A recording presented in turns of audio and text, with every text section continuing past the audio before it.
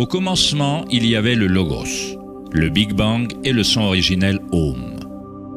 Selon la théorie du Big Bang, l'univers a émergé d'un seul point extrêmement chaud et dense, appelé singularité, des milliards de fois plus petit qu'une tête d'épingle. Elle n'explique ni le pourquoi ni le comment. Plus une chose est mystérieuse, plus il va de soi qu'on la comprend.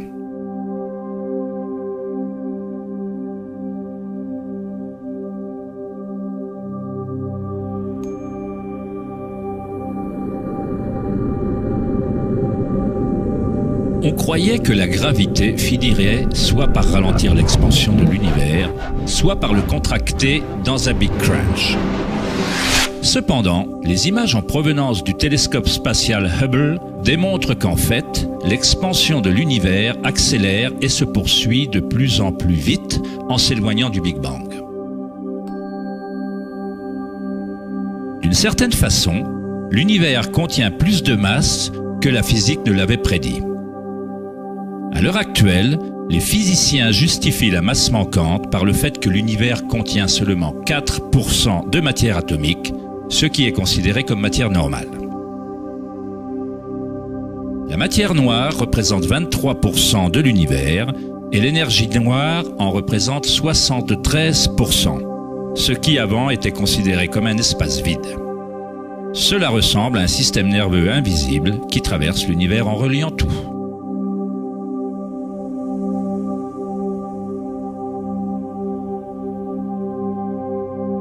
Les anciens professeurs de védisme enseignaient le Nada Brahma. L'univers est vibration. Le champ vibratoire est la source de toute expérience spirituelle véritable et de toute enquête scientifique. Il s'agit du même champ énergétique que des saints, des bouddhas, des yogis, des mystiques, des prêtres, des chamans, des devins ont observé par l'introspection. On l'a appelé l'Akasha, le son originel Om, les perles du collier d'Indra, l'harmonie des sphères et de milliers d'autres noms lui furent attribués à travers l'histoire.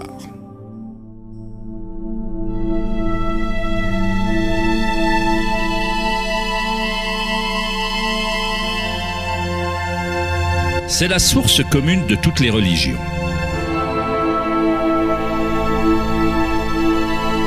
Et le lien entre nos mondes intérieurs et extérieurs.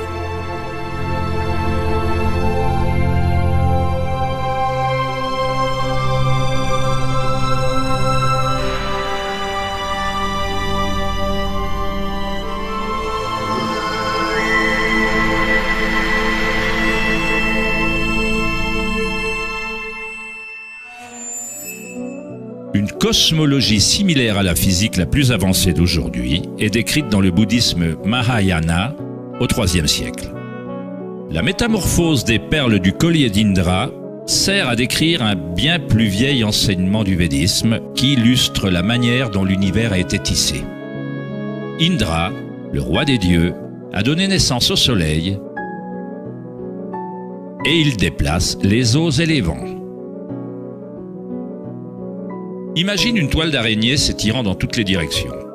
La toile est tissée à partir de gouttes de rosée dont chacune contient la réflexion de toutes les autres et chacune des gouttes réfléchies contient les réflexions de toutes les autres gouttelettes. Toute la toile se réfléchit et ainsi de suite à l'infini. On pourrait décrire la toile d'Indra comme un univers holographique dans lequel même le plus infime flot de lumière contient le modèle intégral de l'ensemble.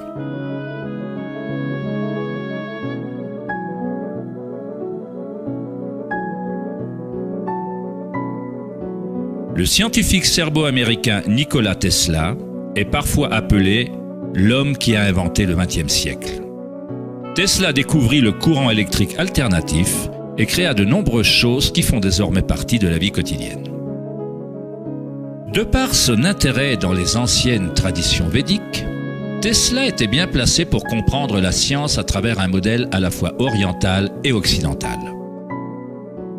Comme tous les grands scientifiques, Tesla a exploré les mystères du monde extérieur en profondeur, mais il a également fait un travail introspectif sérieux. À l'instar des anciens yogis, Tesla utilise le terme d'akasha pour décrire la perception éthérique qui se prolonge en toute chose.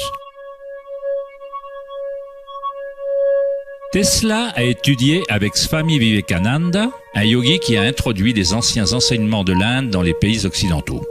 Selon les enseignements védiques, l'akasha représente l'espace comblé par les autres éléments et qui existe simultanément par vibration. Les deux sont indissociables. Akasha est au yin, ce que prana est au yang.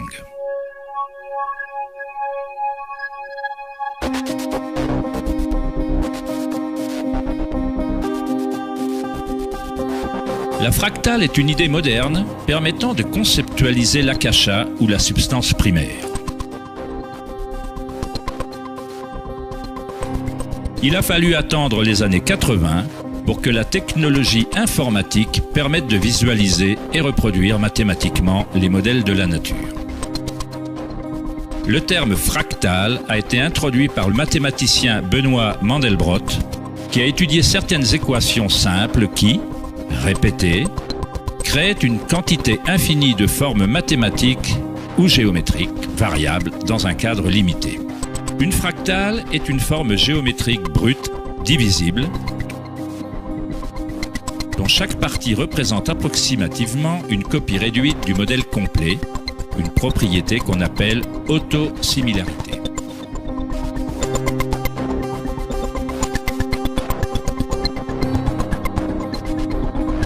On appelait les fractales de Mandelbrot l'empreinte du pouce de Dieu.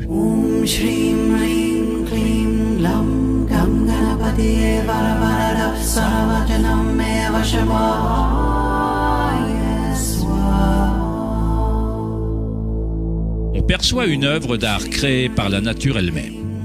En pivotant l'image de Mandelbrot d'une certaine façon, on obtient une image qui ressemble à peu près à une divinité hindoue ou à un Bouddha, appelée l'image Bouddha-Brot.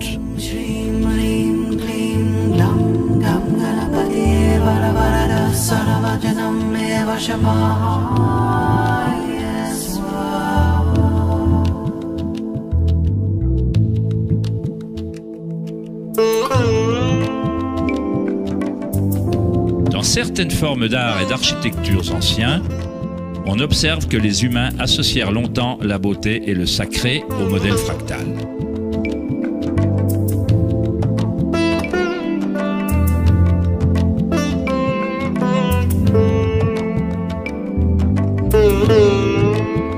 Pourtant, chaque partie d'une extrême complexité contient la semence recréant le tout. Les fractales modifièrent l'opinion des mathématiciens sur l'univers et sur son fonctionnement. Chaque niveau de grossissement révèle des différences par rapport à l'original. Lorsqu'on passe d'un niveau de détail fractal à un autre, on observe que l'image change et se transforme en permanence. Cette transformation est la spirale cosmique, l'intelligence intégrée de la matrice de l'espace-temps.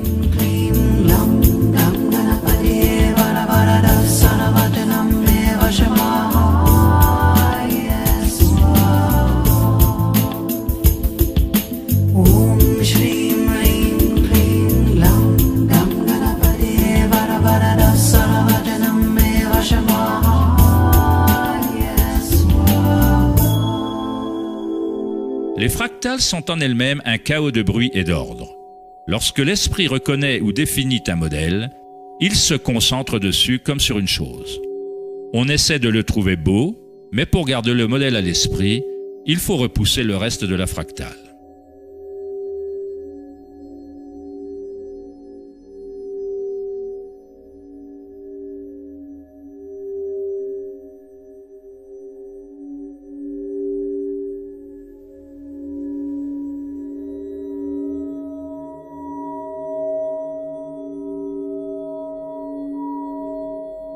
Comprendre une fractale par l'essence équivaut à limiter son mouvement. Dans l'univers, toute énergie est neutre, intemporelle, sans dimension. C'est notre créativité personnelle et notre capacité à reconnaître un modèle qui relie le microcosme et le macrocosme, le monde intemporel d'ondes et le monde solide matériel.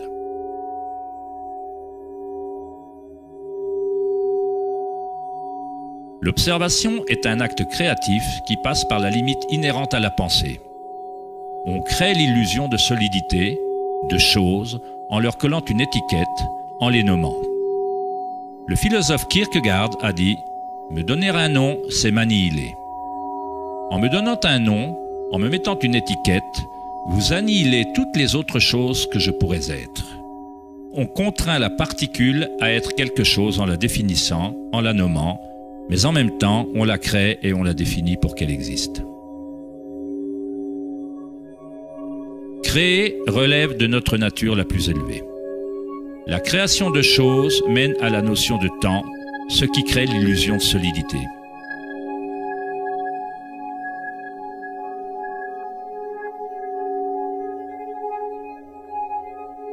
Einstein fut le premier scientifique à se rendre compte que ce que l'on considère comme de l'espace vide n'est pas le néant.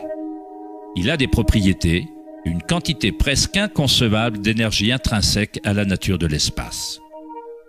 Le célèbre physicien Richard Feynman déclara un jour « Il y a suffisamment d'énergie dans un seul mètre cube d'espace pour faire bouillir tous les océans du monde. » Les maîtres en méditation savent que le plus grand pouvoir règne dans le calme.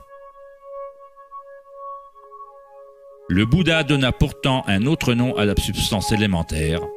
Il la nomma Kalapa. Ce qui ressemble à de fines particules ou vaguelettes, s'élevant et s'éloignant des trillions de fois à la seconde.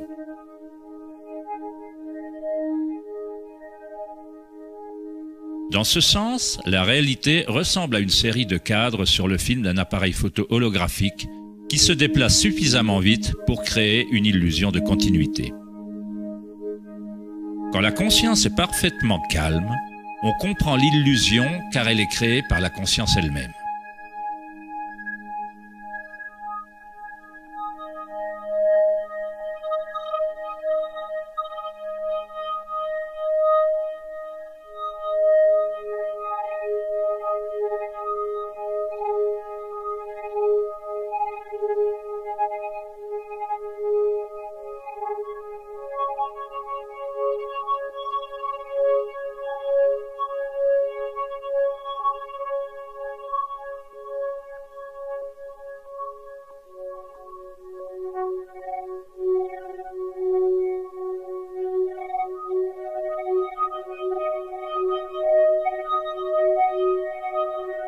Dans les traditions orientales anciennes, on comprend que tout est vibration depuis des millénaires. Nada Brahma, l'univers est son. Nada signifie son ou vibration, et Brahma est le nom qui se réfère à Dieu. Brahma est l'univers et est le créateur en même temps. L'artiste est indissociable de l'art. Il est écrit dans les Upanishads, une des plus vieilles traces humaines en Inde ancienne, que Brahma, le créateur, assis sur un lotus, ouvre les yeux et un monde surgit.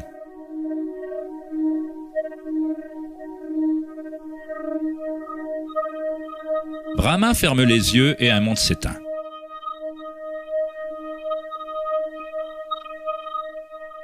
Les mystiques, les yogis et les prophètes anciens soutinrent qu'un champ existe à la base de la conscience. Le champ akashique ou les annales akashiques, où toutes les informations, toutes les expériences passées, présentes et futures, existent dans ce moment et pour l'éternité. Il s'agit du champ ou de la matrice dont toute chose surgit, des particules subatomiques aux galaxies, aux étoiles, aux planètes et à toute vie.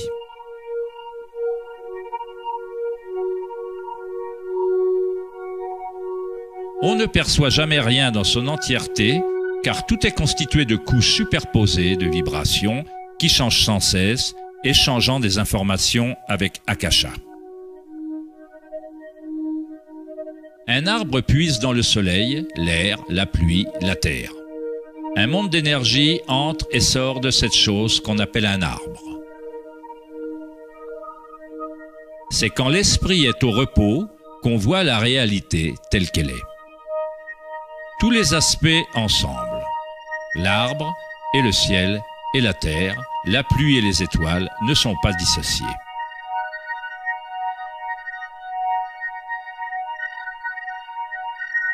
La vie et la mort, soi et l'autre, ne sont pas dissociés, tout comme la montagne et la vallée sont indissociables.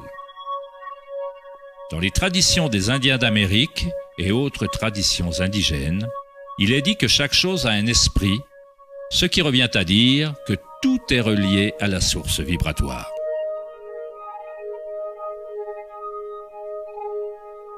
Il y a une conscience, un champ, une force qui se déplace à travers tout.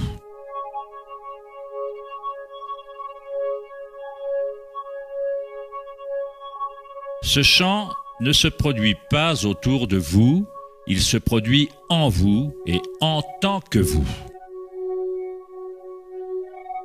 Au réveil, après un rêve, vous vous rendez compte que tout dans ce rêve était vous. C'est vous qui le créiez. La soi-disant vie réelle n'est pas différente. On est chacun et chaque chose. La conscience qui regarde par chaque œil, sous chaque pierre,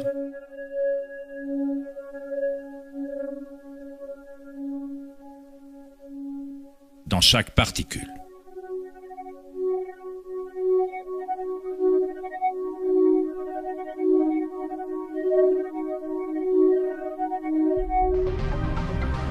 Les chercheurs internationaux du CERN, le laboratoire européen pour la physique des particules, recherchent ce champ qui se prolonge en toutes choses. Mais au lieu de regarder à l'intérieur, ils examinent le monde physique extérieur. Les chercheurs du laboratoire CERN à Genève, en Suisse, ont annoncé avoir trouvé le boson de Higgs ou la particule de Dieu. Les expériences du boson de Higgs prouvent scientifiquement qu'un champ énergétique invisible occupe le vide spatial.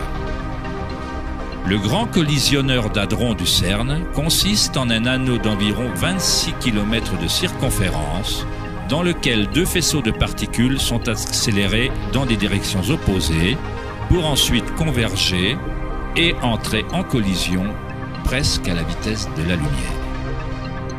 Des scientifiques observent les résultats de ces violentes collisions. Le modèle standard ne peut pas tenir compte de la manière dont les particules accumulent leur masse. Tout semble être fait de vibrations, mais rien ne vibre. C'est comme s'il y avait un danseur invisible, une ombre qui danse cachée dans la vallée de l'univers. Tous les autres danseurs ont toujours dansé autour de ce danseur caché. On a observé la chorégraphie de cette danse, mais jusqu'ici, on n'a pas aperçu le danseur.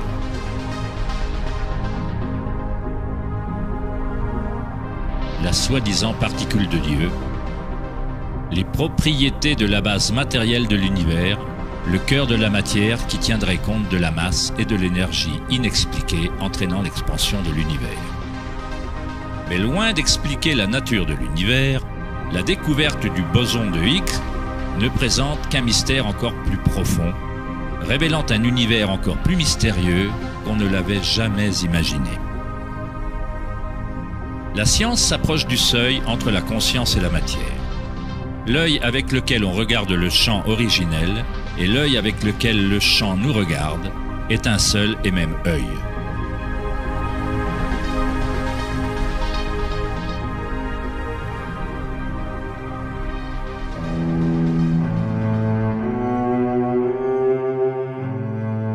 Le brillant écrivain allemand Wolfgang von Goethe déclara « L'onde est le phénomène originel qui a engendré le monde. » La cymatique est l'étude du son visible. Le mot cymatique vient de la racine du mot grec cyma qui signifie onde ou vibration.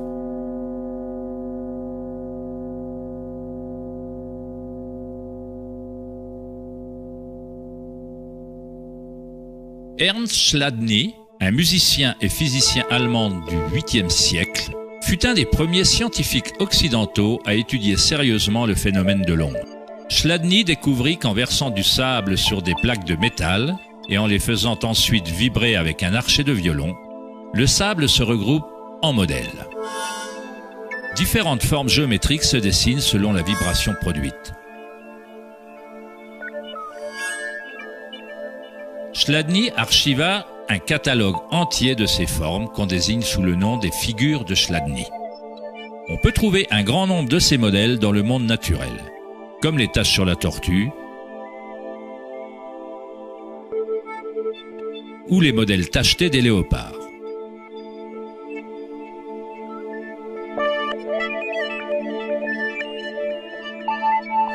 Étudier les modèles de Chladni ou la cymatique est la manière secrète dont les fabricants de guitares de haute gamme, de violons et d'autres instruments déterminent la qualité du son de leurs instruments.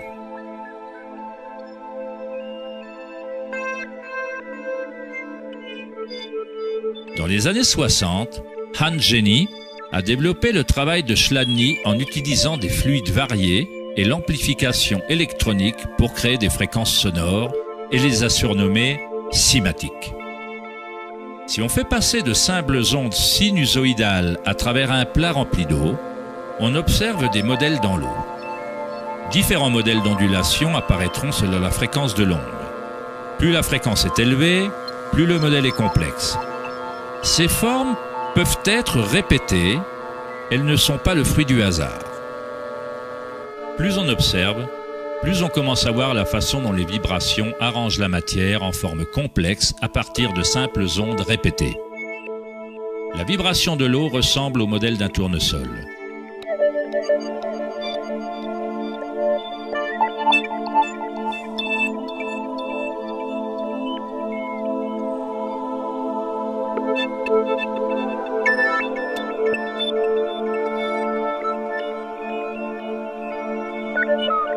On obtient un modèle différent en changeant simplement la fréquence du son.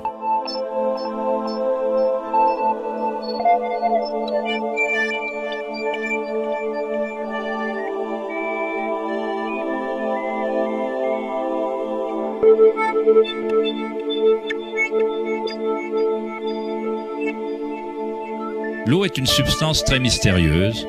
Elle est extrêmement sensible, c'est-à-dire qu'elle réceptionne et maintient la vibration. De par sa grande capacité de résonance, sa sensibilité et son aptitude à résonner, l'eau réagit instantanément à tout type d'onde. L'eau vibrante et la terre constituent la majorité de la masse des plantes et des animaux. On peut facilement observer la façon dont les vibrations dans l'eau créent des modèles naturels reconnaissables, mais en y ajoutant des solides et en augmentant l'amplitude, des choses encore plus intéressantes se produisent. En ajoutant de la fécule de maïs à l'eau, un phénomène plus complexe se produit.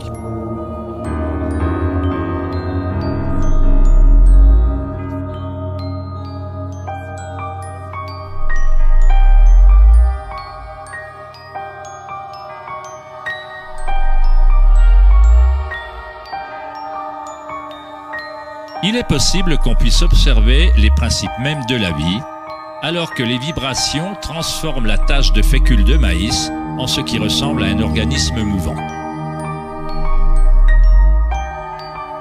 Le principe d'animation de l'univers est décrit dans chaque grande religion, utilisant des mots qui reflètent la compréhension de cette période de l'histoire.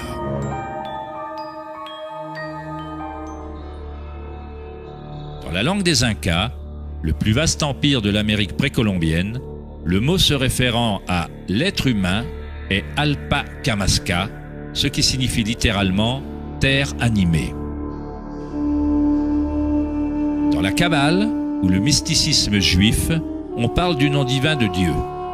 On ne peut pas dire le nom, on ne peut pas le dire car c'est une vibration omniprésente. Tous les mots, tout est matière, tout est le mot sacré. Le tétraèdre est la forme géométrique tridimensionnelle la plus simple qui soit.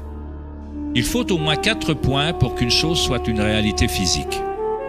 La structure du triangle est le seul modèle autostabilisant de la nature. Dans l'Ancien Testament, on utilisait souvent le mot tétragramme pour représenter une certaine manifestation de Dieu. On l'utilisait pour se référer au mot de Dieu ou au nom spécial de Dieu, au logos ou au mot originel. Les anciennes civilisations savaient que la forme tétraédrique se trouvait dans la structure de base de l'univers. Au-delà de cette forme, la nature présente une pulsion fondamentale vers l'équilibre, Shiva. En même temps qu'elle présente une pulsion fondamentale vers le changement, Shakti. En général, dans la Bible, on lit dans l'évangile de Jean « Au commencement était la parole ». Mais logos était le mot utilisé dans le texte original.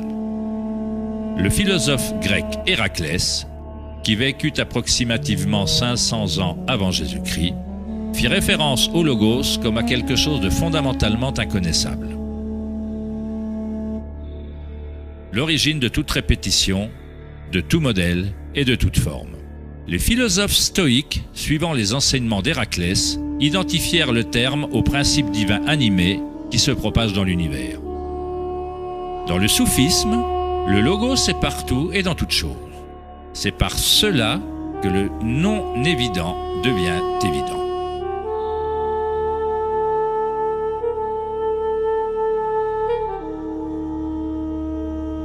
Dans la tradition hindoue, Shiva Natarja signifie littéralement « Seigneur de la danse ». Le cosmos entier danse au son du tambour de Shiva. Tout est empreint d'eux ou âme animée par cette pulsation. Le monde ne peut continuer à évoluer et à changer qu'à la condition que Shiva danse, sans quoi il retombera dans le vide. Alors que Shiva est représentatif aux yeux de notre conscience qui témoigne, Shakti est la substance ou la chose du monde. Alors que Shiva médite, allongé, Shakti tente de le faire bouger et de le faire danser. À l'instar du yin et du yang, le danseur et la danse ne font qu'un.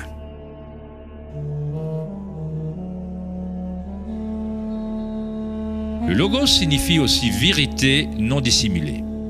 Celui qui connaît le logos connaît la vérité. Il y a de nombreuses couches de dissimulation dans le monde humain, alors qu'Akasha est enchevêtré dans des structures complexes qui empêchent de voir la source elle-même.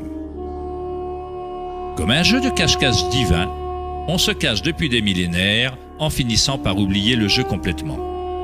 D'une certaine manière, on a oublié qu'il y a quelque chose à trouver. Le bouddhisme enseigne la perception directe du logos, du champ du changement ou de l'impermanence en soi par la méditation. En observant son monde intérieur, on ressent des sensations et des énergies de plus en plus subtiles au fur et à mesure qu'on augmente sa concentration. Quand on se rend immédiatement compte de l'anika ou de l'impermanence à l'origine de la sensation, on se libère de l'attachement aux formes extérieures éphémères. À partir du moment où on se rend compte qu'un champ vibratoire est à l'origine commune de toutes les religions, comment peut-on dire « ma religion » ou « c'est mon son originel Om, mon chant quantique ».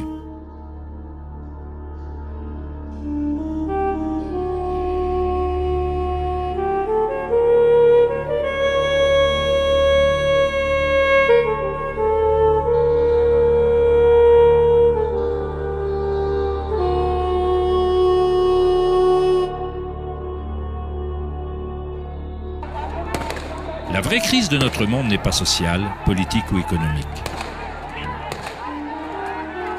Il s'agit d'une crise de conscience, d'une incapacité à ressentir directement notre vraie nature. Une incapacité à reconnaître cette nature en chacun et en toute chose.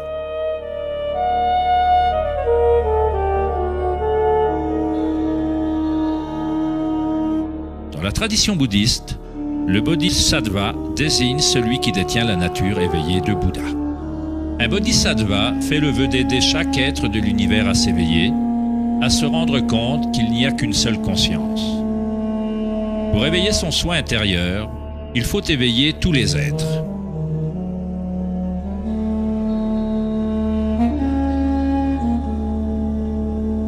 Il y a d'innombrables êtres sensibles dans l'univers que je promets d'aider à s'éveiller. Mes imperfections sont inépuisables. Je fais le vœu de les vaincre toutes. Le Dharma est inconnaissable. Je fais le vœu de le connaître. La voie vers l'éveil est inaccessible. Je fais le vœu d'y accéder.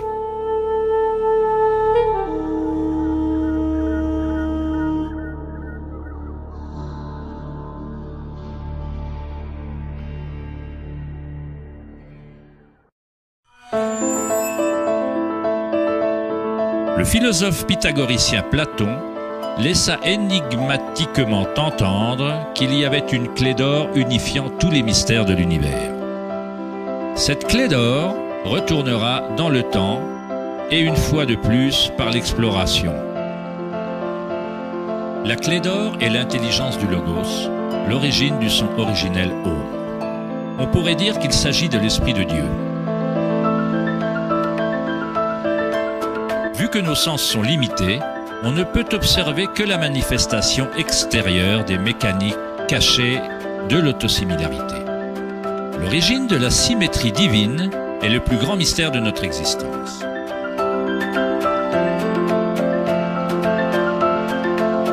Bon nombre d'éminents penseurs de l'histoire, tels que Pythagore, Kepler, Léonard de Vinci, Tesla et Einstein, approchèrent le seuil du mystère. Einstein dit « Le mystère est la plus belle chose qu'on puisse ressentir. C'est l'origine de tout art et de toute science véritable. Celui qui ne ressent pas cette émotion, qui ne parvient plus à faire une pause pour s'émerveiller et se laisser impressionner, ne vaut pas plus que la mort. Il a les yeux fermés. » Nous sommes comme un enfant entrant dans une énorme bibliothèque pleine de livres en langues différentes. L'enfant sait que quelqu'un doit avoir écrit ces livres. Il ne sait pas comment. Il ne comprend pas les langues dans lesquelles ils sont écrits. L'enfant a la vague impression que ces livres sont arrangés selon un ordre mystérieux, mais il ne sait pas comment. Et c'est d'après moi l'attitude la plus intelligente d'un être humain envers Dieu. On voit un univers arrangé à merveille et obéissant à certaines lois. Nos esprits limités ne parviennent pas à comprendre la force mystérieuse qui déplace les constellations. Chaque scientifique qui approfondit l'univers et chaque mystique qui fait une introspection profonde finit par être confronté à la même chose, la spirale originelle.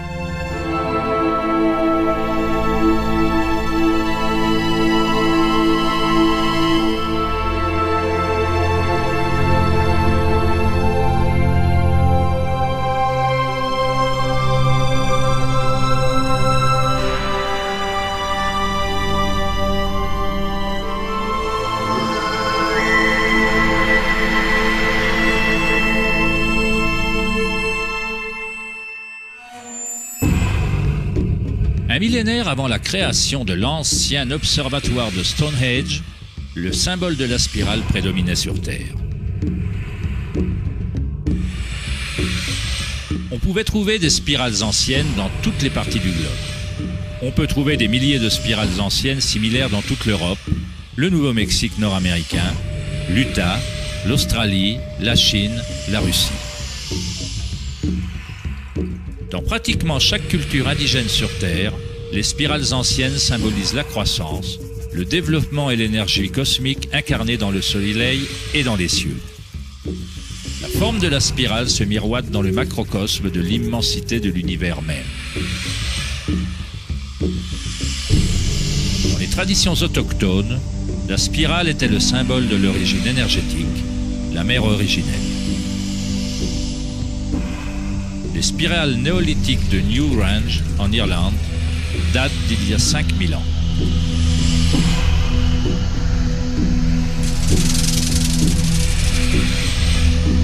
Elles datent de 500 ans avant la grande pyramide de Gizeh et sont tout aussi énigmatiques pour les observateurs modernes. La spirale remonte à un moment de l'histoire où les humains étaient plus reliés à la Terre, aux spirales et au cycle naturel. Une période pendant laquelle les humains s'identifiaient moins aux pensées. La spirale est ce que nous percevons comme étant la torsion de l'univers. Prana, ou la force créative, fait tournoyer Akasha dans un continuum de formes solides. Trouvée à tout niveau entre le macrocosme et le microcosme, de galaxies spirales à des systèmes météorologiques, à l'eau de votre baignoire, à votre ADN,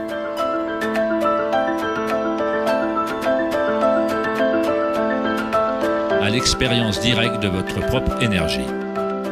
La spirale originelle n'est pas une idée, mais plutôt ce qui rend toute condition et toute idée possible.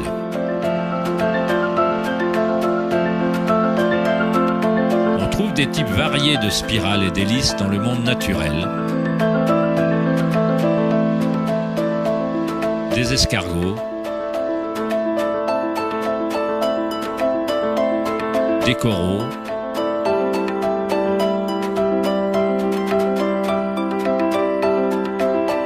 des toiles d'araignée,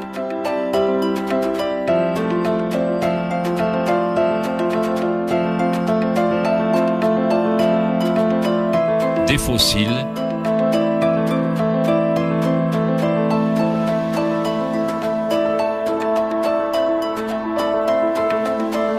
des queues d'hippocampe,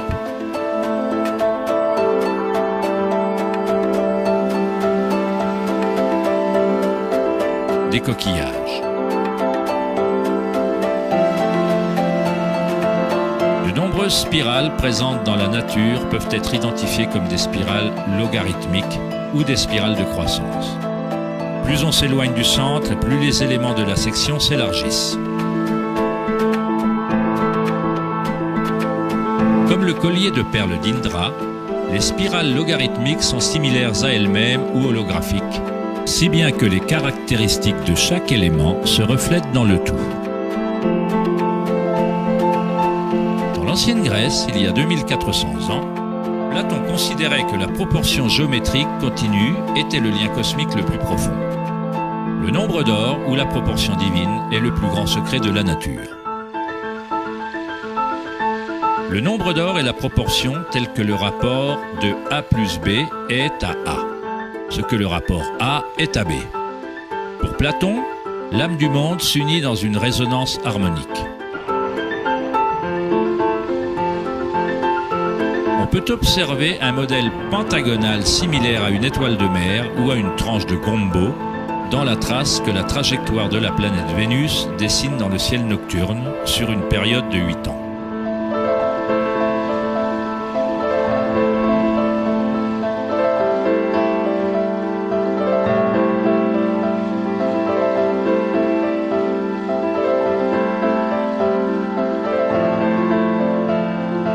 Le monde intelligible de forme au-dessus et le monde visible d'objets matériels en dessous passent par ce principe d'auto-similarité géométrique. Des modèles de spirales autosimilaires aux choux romanesco, aux spirales de galaxies, la spirale logarithmique est un modèle invariable et parfait.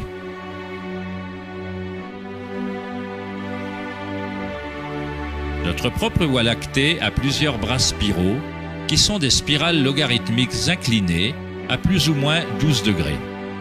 Plus la spirale est inclinée, plus sa rotation est serrée. Lorsqu'on visionne la croissance d'une plante en accéléré, on constate qu'elle danse selon la spirale de vie.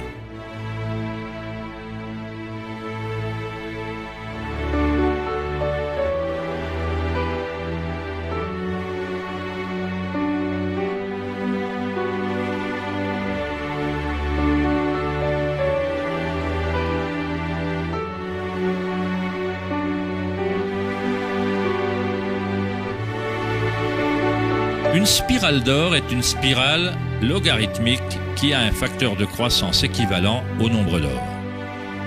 Le nombre d'or est une relation mathématique particulière qui se répète dans toute la nature. Le modèle observable suit ce qu'on appelle la suite ou la séquence de Fibonacci. La suite de Fibonacci révèle que chaque terme est la somme des deux nombres précédents. Le mathématicien et astronome allemand Kepler découvrit qu'on peut observer les modèles de spirales autosimilaires dans la manière dont les feuilles sont disposées sur la tige des plantes, ou dans la disposition du fleuron et des pétales des fleurs. Léonard de Vinci observa que l'espacement entre les feuilles suivait souvent des modèles de spirales. On les appelle modèles phyllotaxiques ou modèles d'arrangement des feuilles. On peut voir des arrangements phyllotaxiques dans les nucléotides d'ADN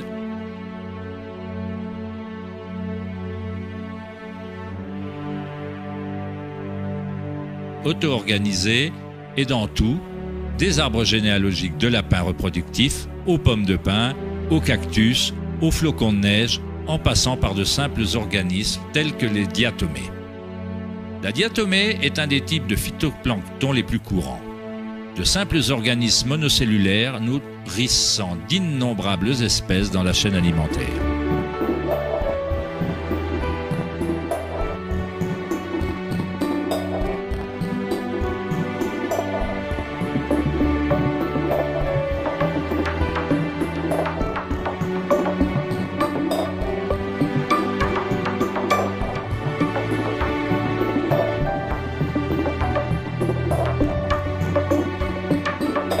Combien de maths faut-il savoir pour être un tournesol ou une abeille?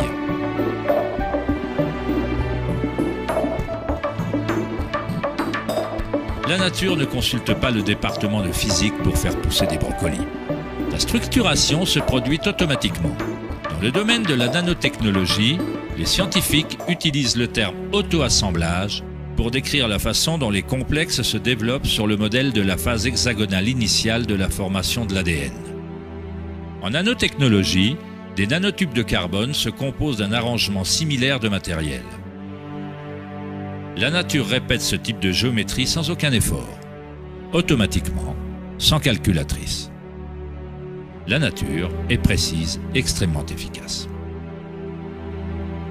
Selon le célèbre architecte et auteur Buckminster Fuller, ces modèles dépendent de l'espace-temps. L'ADN et la structure alvéolaire ont la forme qu'ils ont pour la même raison qu'une bulle est ronde. C'est la forme la plus efficace pour utiliser le moins d'énergie possible. L'espace lui-même a une forme et ne permet que certaines configurations de matière et adopte toujours par défaut ce qui est le plus efficace. Ce sont les modèles les plus solides et les plus efficaces de développer des structures architecturales telles que les géodes.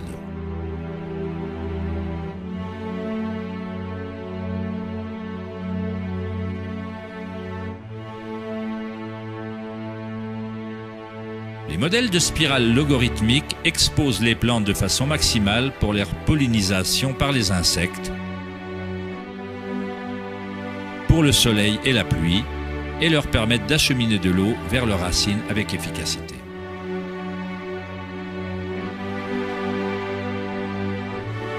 Les oiseaux de proie se servent du modèle de la spirale logarithmique pour s'abattre sur leur prochain repas. Voler en spirale est la façon la plus efficace de chasser.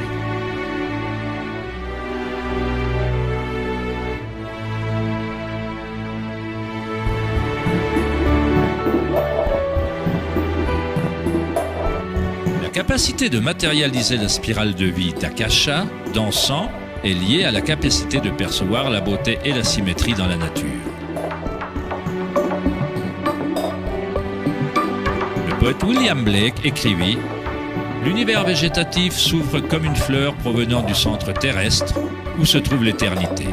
Il se prolonge depuis les étoiles jusqu'au banal coquillage et là, il rencontre à nouveau l'éternité, à la fois à l'intérieur et à l'extérieur. »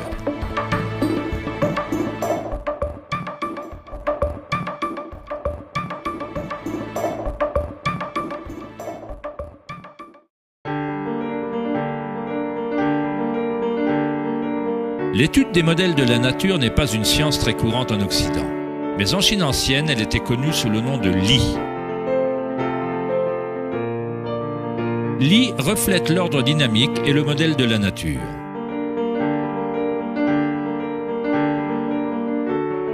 Mais il ne s'agit pas d'un modèle considéré comme quelque chose de statique, de figé ou d'immuable, comme une mosaïque. Il s'agit d'un modèle dynamique présent dans toute chose vivante.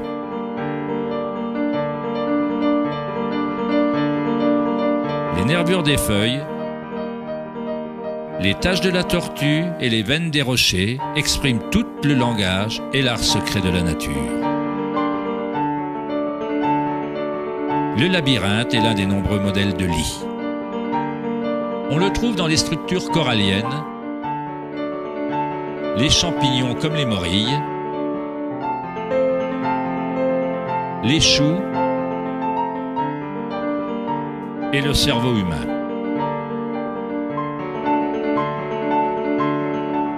Le modèle cellulaire est un autre modèle courant de la nature. Il y a une myriade de structures cellulaires différentes, mais elles sont toutes ordonnées selon leur raison d'être et leur fonction.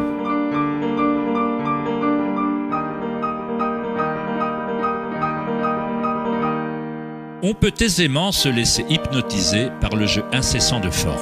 Mais le plus intéressant, c'est que certaines formes archétypes semblent être entièrement tissées dans l'étoffe de la nature. Un autre modèle Li, ou modèle archétype, est celui de la ramification, observable à tous les niveaux et à toutes les échelles fractales.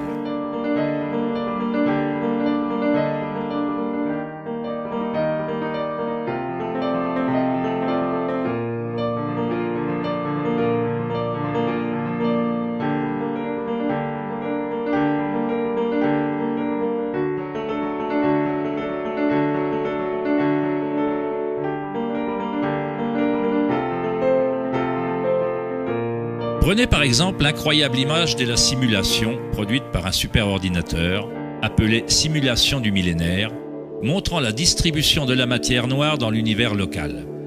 Elle a été créée en Allemagne par la société Max Planck. La matière noire est ce qui, avant, était considéré comme l'espace vide. Cela ressemble à un système nerveux invisible fonctionnant dans l'espace entier.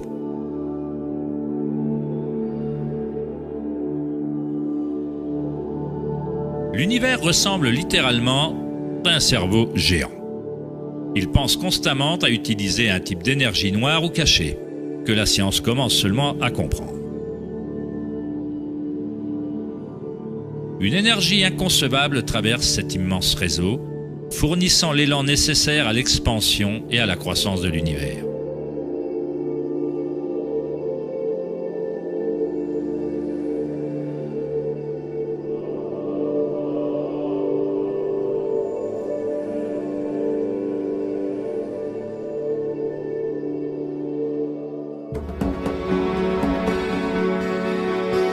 Quand on crée des conditions favorables, la nature crée automatiquement des ramifications. La nature est une machine à engendrer l'art ou un moteur à créer la beauté. Ici, on utilise de l'électricité pour faire pousser des branches de cristal d'argent.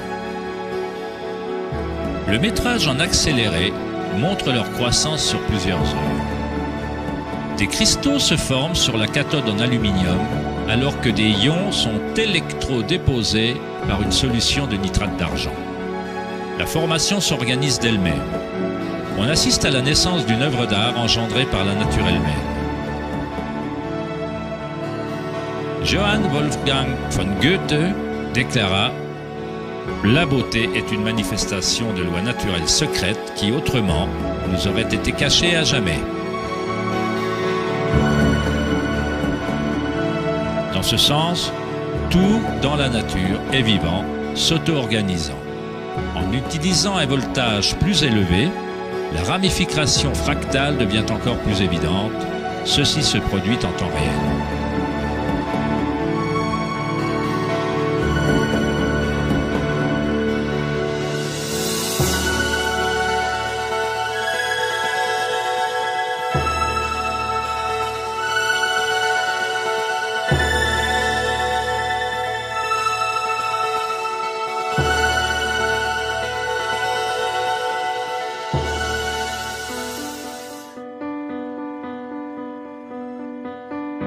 On trouve des structures et des modèles similaires à un arbre dans tout le corps humain. Les systèmes nerveux connus par la médecine occidentale existent, bien entendu. Mais dans la médecine chinoise, ayurvédique et tibétaine, les méridiens énergétiques sont essentiels à la compréhension du fonctionnement du corps. Les nadis, ou les méridiens énergétiques, forment des structures similaires à un arbre. Un examen post-mortem ne révélerait pas les chakras ou les nadis. Cela ne veut pas dire qu'ils n'existent pas. Il faut perfectionner la façon d'observer. On doit d'abord apprendre à calmer son propre esprit. C'est la seule condition pour commencer à observer ces choses par soi-même.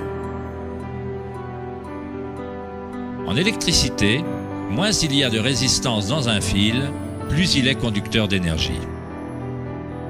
En cultivant la sérénité par la méditation, on crée un état de non-résistance dans le corps. Prana, ou Chi, où l'énergie intérieure est simplement notre vitalité intérieure, ce qu'on ressent quand on amène sa conscience à l'intérieur du corps. Les fils conducteurs subtils qui transportent prana, les nadis, à l'intérieur du corps, peuvent transporter de plus en plus d'énergie curative par les chakras. On renforce ces réseaux de fils en les utilisant, en laissant passer l'énergie. Où que soit l'énergie, ou chi, elle commencera à circuler et des liens physiques se développeront.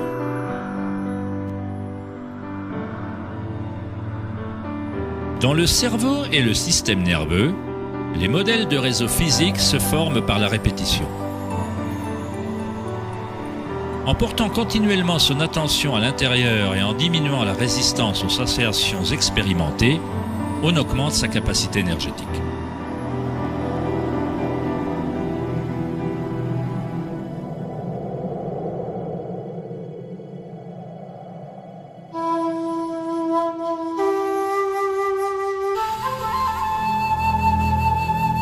Dans le taoïsme, le symbole du yin et du yang représente l'interpénétration des forces spirales de la nature.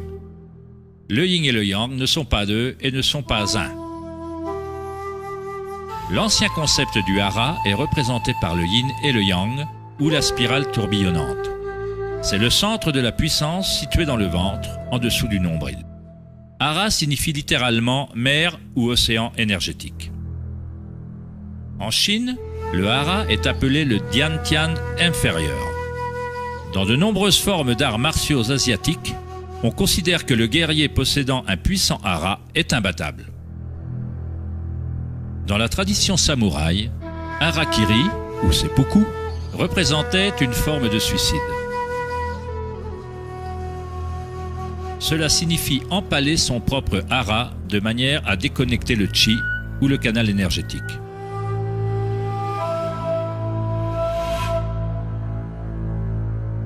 Se déplacer du centre crée un mouvement gracieux qu'on ne voit pas que dans les arts martiaux.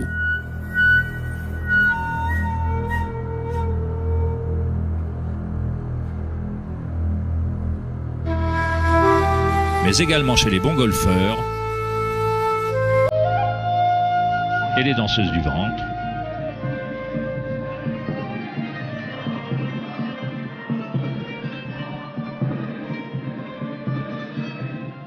Et les derviches tourneurs soufis. L'essence du hara est le raffinement de la conscience, disciplinée en un seul point, le calme dans l'œil du cyclone.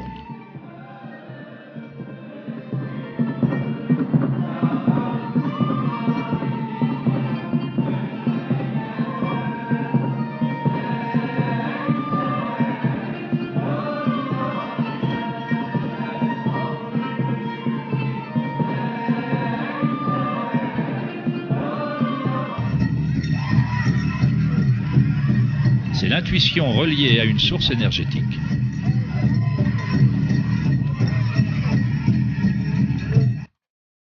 Une personne possédant le bon hara est reliée à la terre et à la sagesse intuitive qui relie tous les êtres.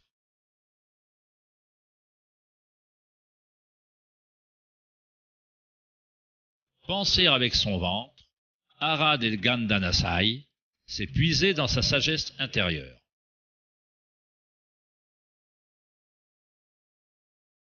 Les anciens aborigènes australiens se concentraient sur le même point, juste en dessous du nombril, où s'enroule le cordon du grand serpent arc-en-ciel.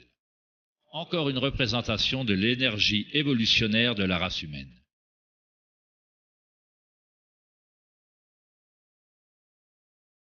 Qu'une nouvelle vie commence dans le hara n'est pas une coïncidence.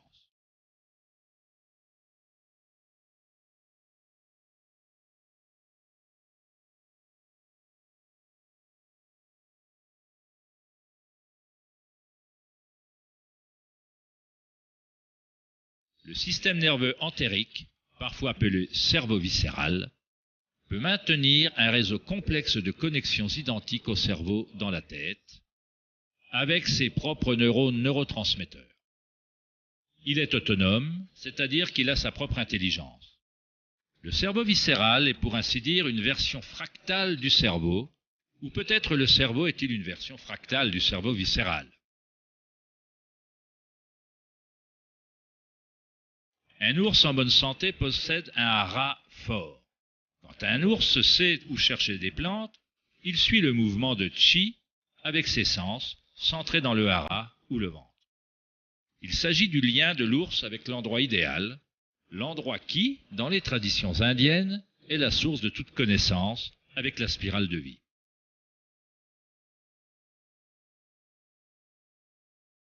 Mais comment les peuples anciens connaissaient-ils la spirale, alors que la science moderne commence seulement à reconnaître sa signification?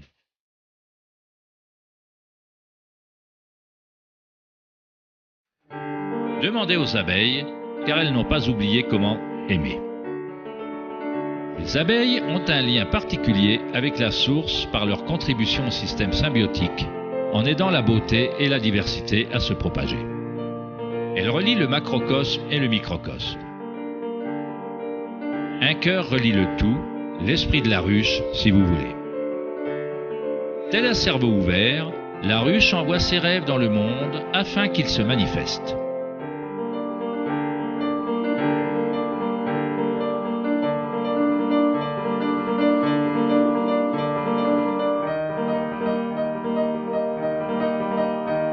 Dans la nature, de nombreuses créatures savent comment agir à l'unisson, se déplacer avec un seul esprit, dans une seule direction.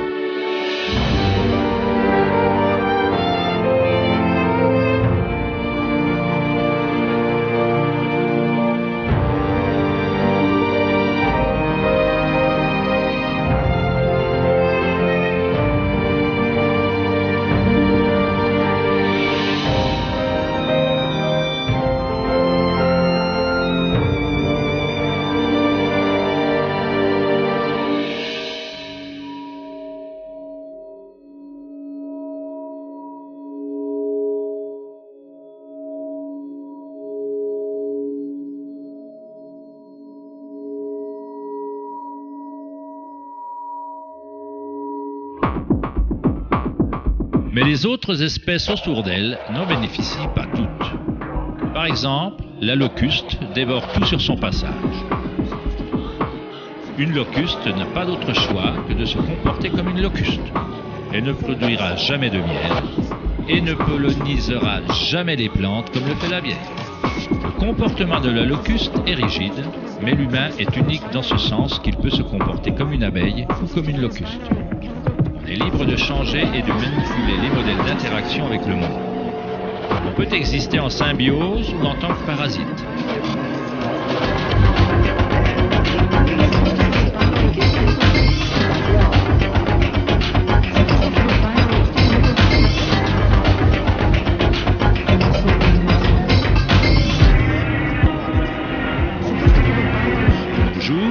Les humains tentent de comprendre la spirale avec un esprit rationnel, mais sans jamais penser à se relier à la spirale de vie.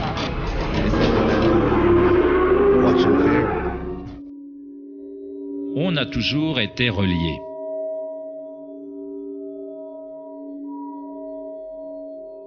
La pensée est ce qui nous a maintenus dans l'illusion d'être différents, d'avoir nos propres identités.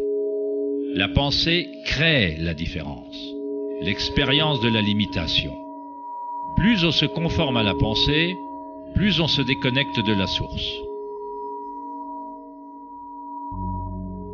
Les cultures anciennes, moins axées sur la pensée, s'harmonisait avec la spirale d'une manière plus directe et plus personnelle que de nos jours.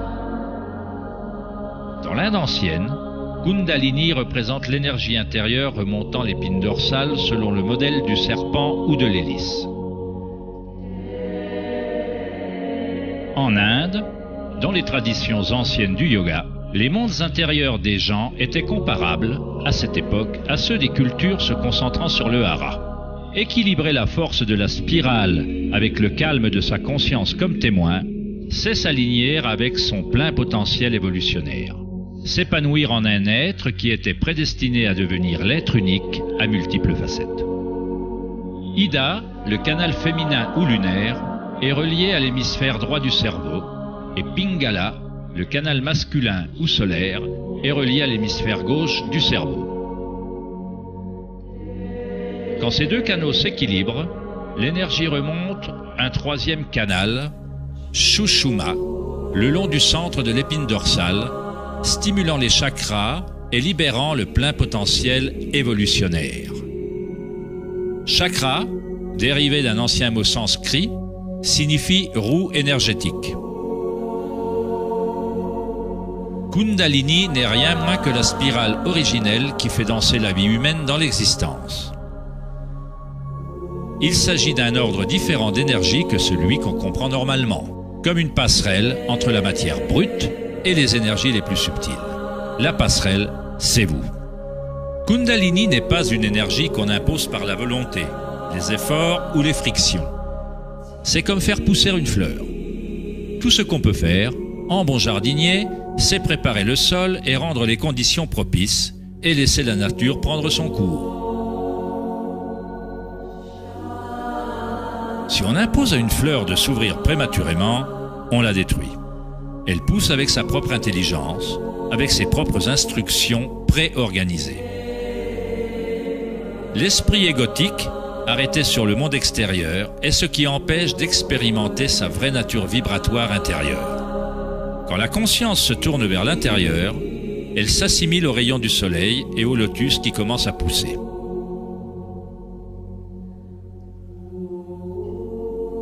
Alors que Kundalini s'éveille en soi, on commence à voir la caractéristique de la spirale en toute chose.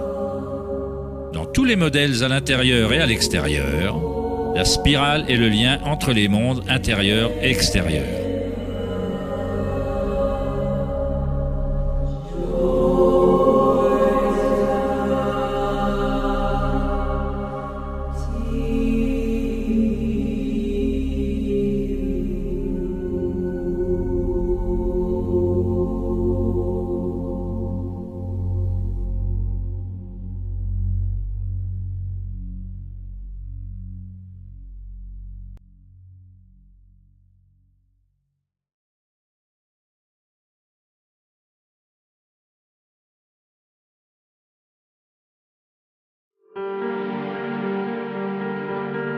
Avant l'aube de la civilisation occidentale, la science du langage écrit et la spiritualité n'étaient pas dissociées.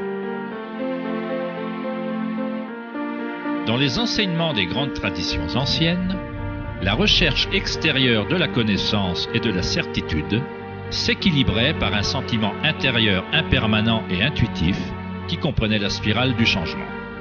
Alors que la pensée scientifique dominait davantage, que les informations se multipliaient, nos systèmes de la connaissance ont commencé à se fragmenter. Spécialisation accrue équivalait à réduire le nombre de personnes capables de voir l'ensemble, de ressentir et de deviner l'esthétique du système en tant que tout. Personne ne demandait « Est-ce bon pour nous de penser autant ?»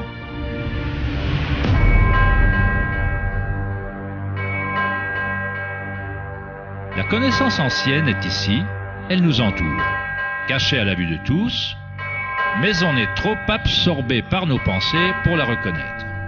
Cette sagesse oubliée est la voie qui restaure l'équilibre entre l'intérieur et l'extérieur, le yin et le yang, entre la spirale du changement et le calme dans notre cœur.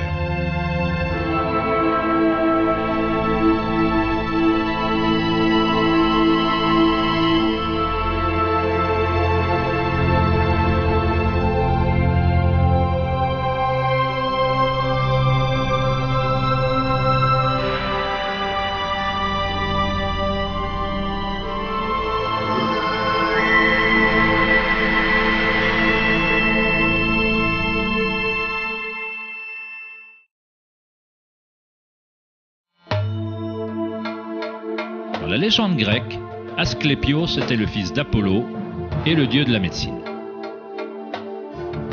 Sa sagesse et ses talents de guérisseur étaient sans égaux, et on dit de lui qu'il découvrit le secret de la vie et de la mort elle-même. Dans la Grèce antique, les temples de la guérison d'Asclépios reconnaissaient le pouvoir de la spirale originelle, qui est symbolisée par le bâton d'Asclépios. On dit d'Hippocrate, le père de la médecine, dont le serment constitue encore le code moral de la profession médicale, qu'il fut formé dans un temple d'Asclépios. Ce symbole de notre énergie évolutionnaire reste à ce jour le logo de l'American Medical Association et d'autres organisations médicales de par le monde. Dans l'iconographie égyptienne, le serpent et l'oiseau représentent la dualité ou la polarité de l'énergie évolutionnaire du monde.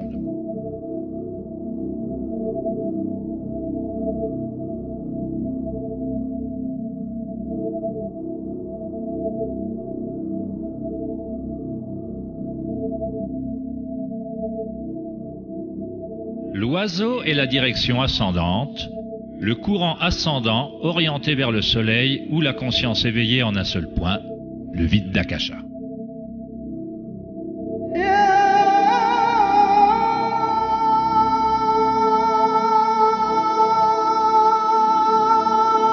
Les pharaons et les dieux sont dépeints avec l'énergie éveillée par laquelle le serpent de Kundalini remonte l'épine dorsale et transperce l'ajna chakra entre les yeux. Cela se réfère à l'œil d'Horus. Dans la tradition hindoue, le bindi représente également le troisième œil, le lien divin à l'esprit.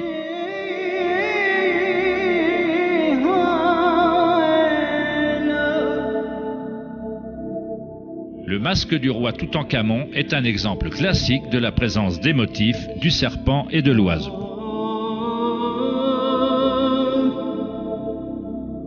Les traditions mayas et aztèques associent le motif du serpent et de l'oiseau en un seul dieu, Quetzalcoatl ou Kukulkan. Le dieu du serpent ailé représente la conscience évolutionnaire éveillée ou Kundalini éveillée. La personne qui éveille Quetzalcoatl en lui est une manifestation vivante du divin. On dit que Quetzalcoatl, ou le serpent énergétique, reviendra à la fin des temps.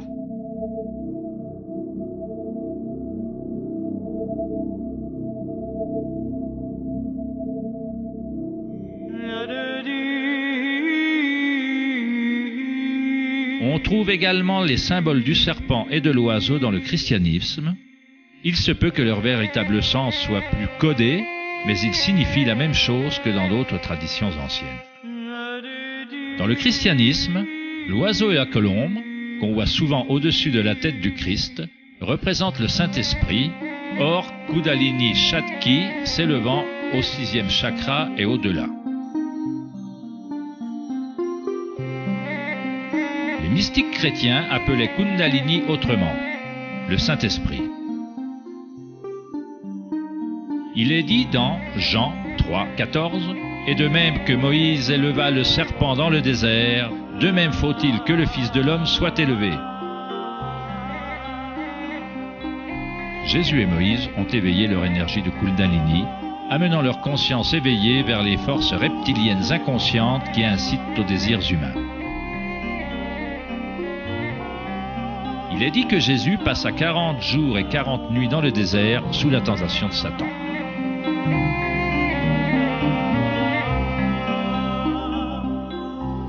De même, le Bouddha fut tenté par Mara, alors qu'il était assis pour atteindre l'illumination sous l'arbre de la Bodhi ou l'arbre de la sagesse. Le Christ, tout comme le Bouddha, durent se détourner de l'attrait des plaisirs sensoriels et de la cupidité de ce monde. Dans chaque histoire, le démon personnifie nos propres attachements.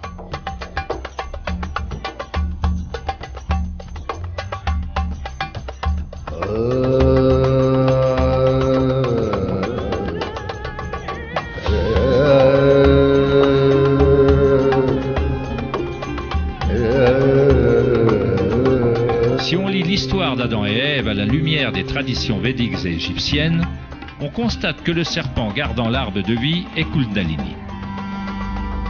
La pomme représente l'attrait et la tentation du monde sensoriel extérieur, nous distrayant de la connaissance du monde intérieur, de l'arbre de la connaissance à l'intérieur.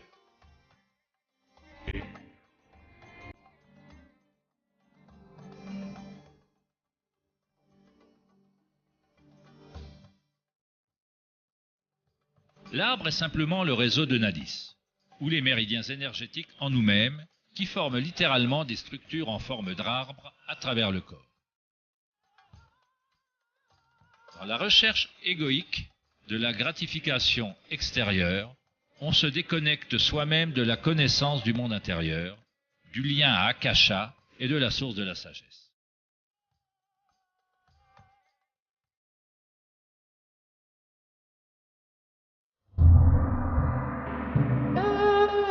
On peut interpréter bon nombre des mythes historiques du monde sur les dragons comme des métaphores des énergies intérieures des cultures dans lesquelles ils sont incarnés.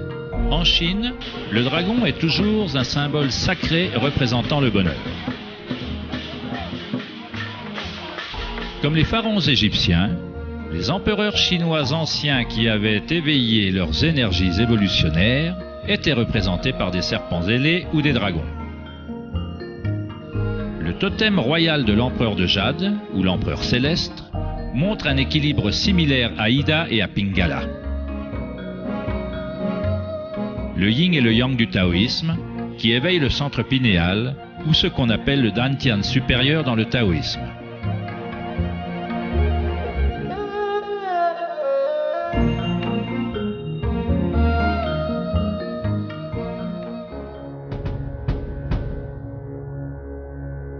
La nature abonde en différents mécanismes de détection et d'assimilation de la lumière. Par exemple, un oursin peut en fait voir, par son corps hérissé de pointes, qui fonctionne comme un gros œil. Les oursins détectent la lumière qui atteint leurs épines et ils comparent l'intensité des rayons pour se faire une idée de leur environnement.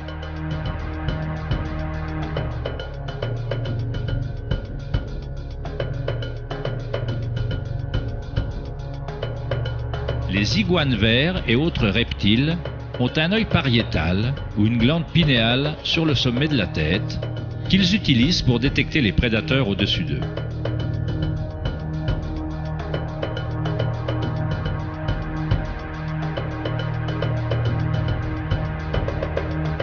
La glande pinéale humaine est une petite glande endocrine qui sert à réguler les rythmes d'éveil et de sommeil. La glande pinéale est sensible à la lumière, bien qu'elle soit profondément ancrée à l'intérieur de la tête. Le philosophe Descartes reconnut que la région de la glande pinéale, ou le troisième œil, était le lien entre la conscience et la matière. La quasi-totalité du corps humain est symétrique. 2 yeux, 2 oreilles, 2 narines, même le cerveau a 2 hémisphères. Mais il y a une région dans le cerveau qui n'est pas réfléchie.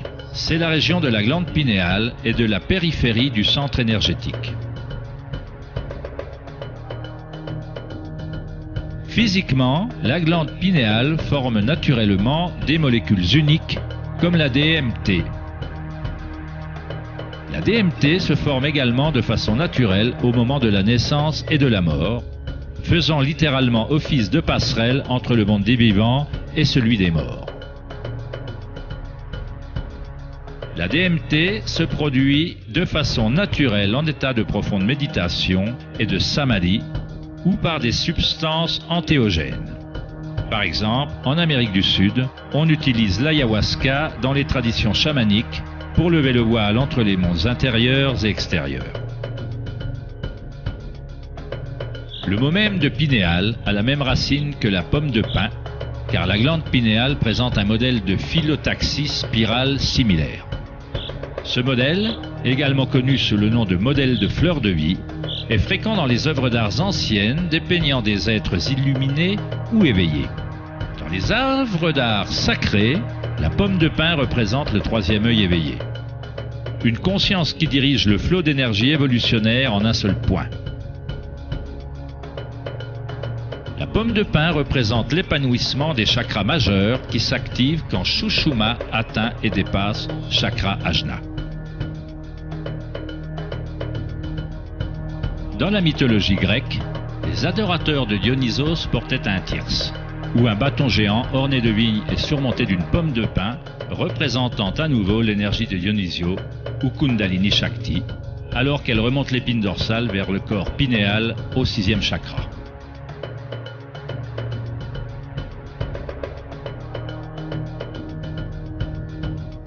Au cœur du Vatican, on pourrait s'attendre à une sculpture géante de Jésus ou de Marie, mais à la place s'y trouve une statue géante de pomme de pin, ce qui indique que dans l'histoire chrétienne, il se peut qu'on ait eu connaissance des chakras de Kundalini, mais pour une raison ou une autre, on en a caché l'existence aux masses. L'explication officielle de l'Église est que la pomme de pin est un symbole de régénération et représente la nouvelle vie dans le Christ.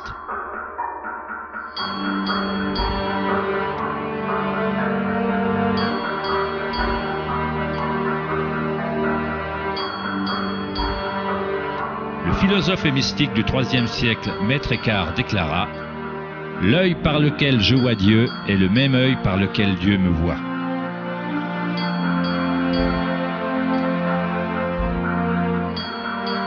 Dans la traduction de la Bible du roi Jacques, Jésus déclara « La lumière du corps, c'est l'œil. Si donc ton œil est net, ton corps tout entier sera plein de lumière. »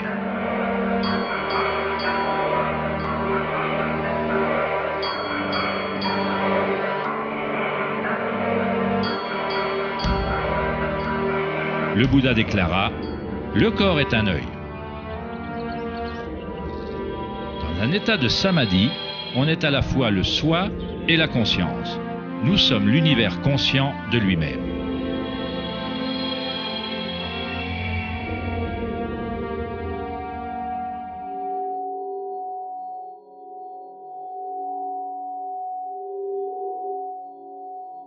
Quand Kundalini est activé, il stimule le 6e chakra et le centre pinéal, et cet endroit commence à récupérer quelques-unes de ses fonctions évolutionnaires. Depuis des millénaires, la méditation dans l'obscurité est une méthode utilisée pour activer le 6e chakra dans la région de la glande pinéale. Activer ce centre permet à une personne de voir sa lumière intérieure. Qu'il s'agisse du yogi proverbial, ou d'un chaman se retirant loin dans une grotte, ou d'un initié taoïste ou maya, ou d'un moine tibétain, toutes les traditions comprennent une période passée dans l'obscurité. La glande pinéale est la porte qui mène à la connaissance de l'énergie subtile directe. Le philosophe Nietzsche dit « Si vous regardez fixement l'abysse assez longtemps, vous finirez par trouver qu'à son tour, l'abysse vous regarde fixement. » Les dolmens ou les anciens portails funéraires comptent parmi les plus vieux vestiges sur Terre. La plupart datent de la période néolithique, de 3000 à 4000 ans avant Jésus-Christ. Et en Europe de l'Ouest, certains ont 7000 ans. Le dolmen servait à entrer en méditation perpétuelle pour permettre à un humain de traverser les mondes intérieurs et extérieurs. En continuant à méditer dans l'obscurité totale, on finit par observer l'énergie ou la lumière intérieure quand le 3e œil s'active.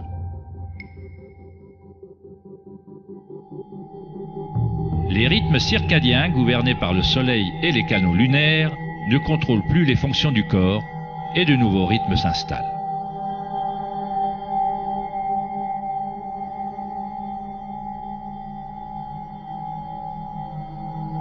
Depuis des millénaires, le 7e chakra est représenté par le symbole Om, un symbole construit par des signes sanscrits représentant les éléments. Quand Kundalini dépasse le 6e chakra, il commence à créer un halo énergétique. Dans toutes les parties du monde, on trouve régulièrement des halos dans les peintures religieuses de traditions différentes.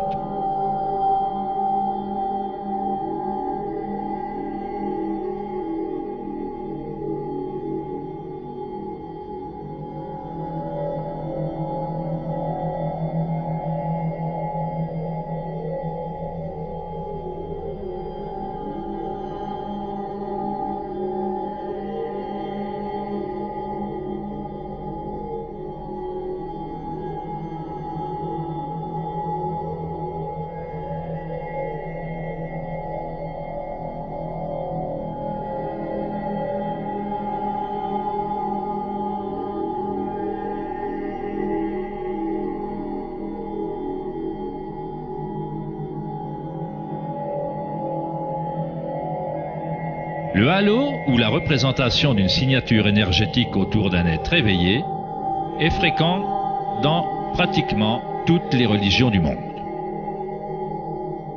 Le processus évolutionnaire d'éveil des chakras n'appartient pas à un groupe ou à une religion. C'est le droit de naissance de chaque être humain sur la planète.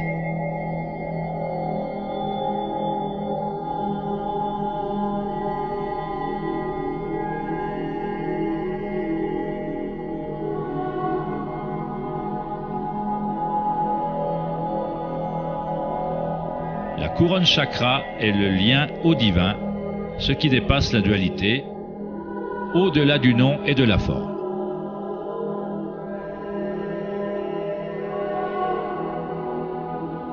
Akhenaton, dont l'épouse était Néfertiti, était un pharaon. On le considère comme le fils du soleil. Il découvrit Taton, ou le mot de Dieu en lui-même, unissant Kundalini et la conscience.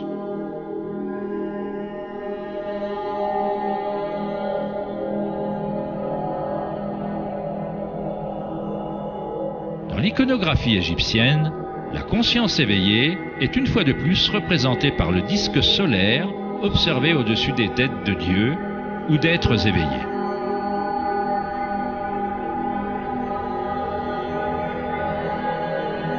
Dans les traditions hindoues ou yogiques, ce halo est appelé Sahasrara, le lotus aux 1000 pétales.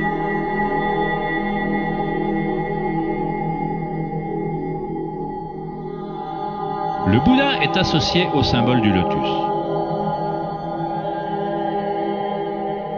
Le modèle phyllotaxique est le même que celui qu'on trouve dans un lotus en fleurs. C'est le modèle de la fleur de vie, la semence de vie. C'est le modèle fondamental qui convient à toutes les formes. Il s'agit de la forme de l'espace lui-même ou d'une qualité inhérente à Akasha.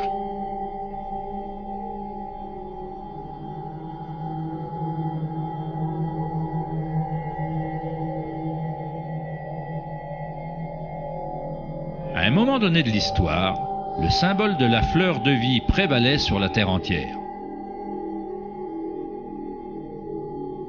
On trouve la fleur de vie gardée par des lions dans la plupart des endroits saints, en Chine et dans d'autres parties de l'Asie.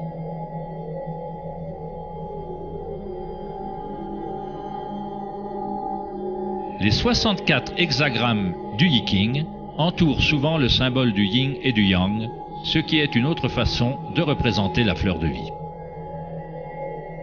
La base géométrique de tous les solides platoniques se trouve dans la fleur de vie. Fondamentalement, toute forme qui peut exister. La fleur de vie ancienne commence par la géométrie de l'étoile de David, ou de triangles pointant vers le haut et vers le bas, ou ce qui serait un tétraèdre en 3D. Ce symbole est un yantra, une espèce de programme existant dans l'univers, la machine qui crée notre monde fractal. Yantra est utilisé comme méthode pour éveiller la conscience depuis des millénaires. La forme visuelle de yantra est une représentation extérieure du processus intérieur d'un développement spirituel. C'est la musique cachée de l'univers révélée, comprenant des formes géométriques entrecroisées et des modèles d'interférence.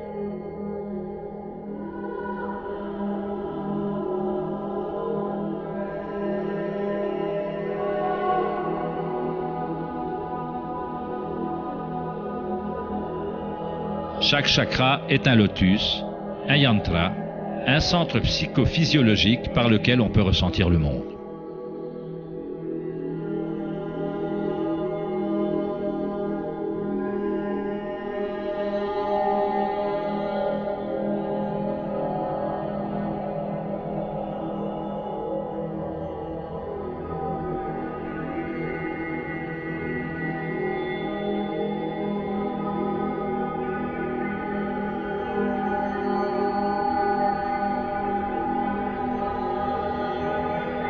Un yantra traditionnel, tel qu'on peut le trouver dans la tradition tibétaine, est investi de nombreux sens qui incorporent parfois une cosmologie et une vue complète du monde.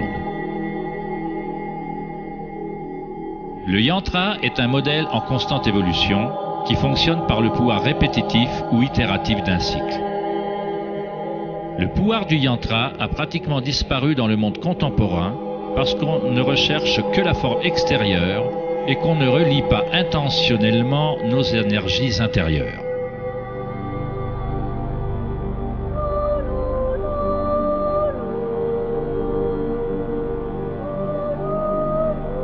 Il y a une bonne raison pour laquelle les prêtres, les moines et les yogis sont traditionnellement célibataires.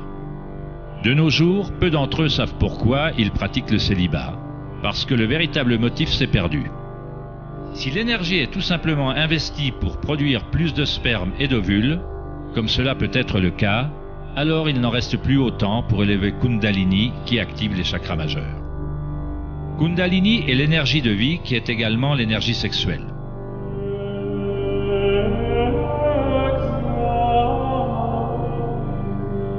En concentrant moins la conscience sur les pulsions animales et plus sur les objets réfléchis des chakras majeurs, l'énergie remonte l'épine dorsale vers ces chakras.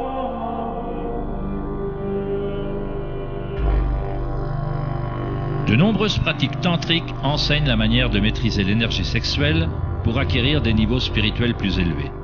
C'est l'état de votre conscience qui crée les conditions favorables permettant à l'énergie de se développer.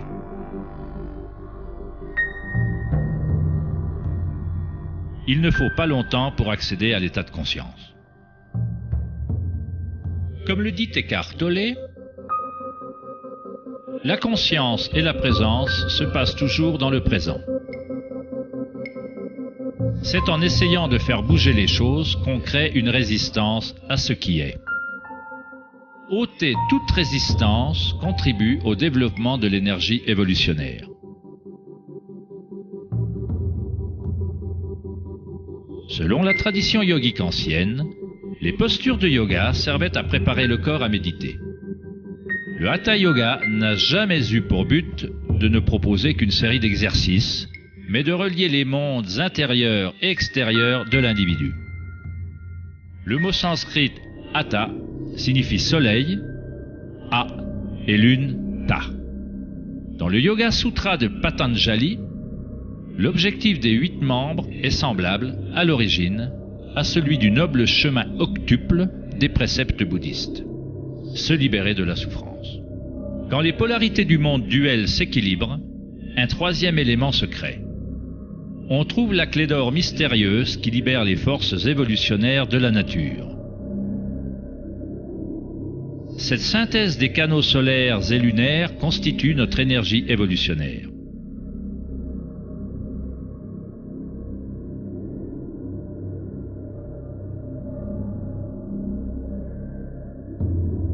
Un individu qui équilibre les forces intérieures-extérieures permettant à Kundalini de s'éveiller naturellement est rare. Parce que de nos jours, les humains s'identifient presque exclusivement par leurs pensées et par le monde extérieur.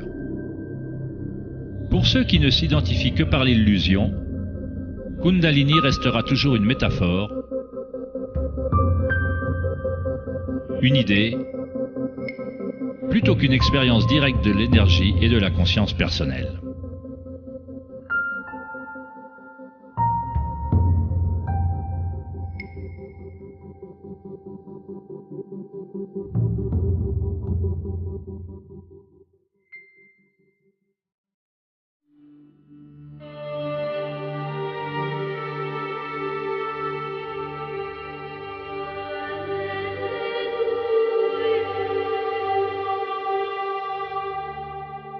La vie, la liberté et la poursuite du bonheur.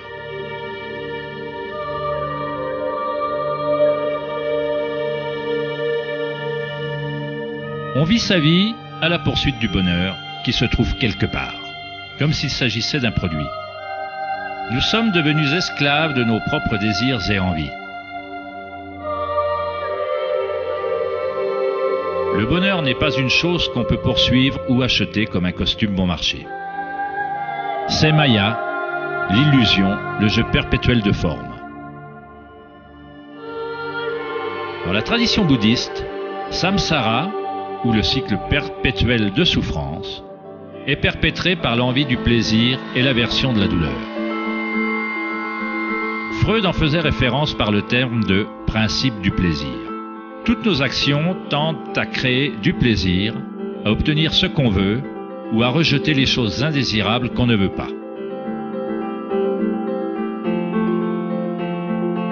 Même un simple organisme comme la paramécie agit de la sorte. Cela s'appelle réponse au stimulus. À l'inverse d'une paramécie, les humains ont plus de choix. On dispose de la liberté de penser, et c'est là que se situe le cœur du problème. C'est la pensée de ce qu'on veut qui est devenue incontrôlable.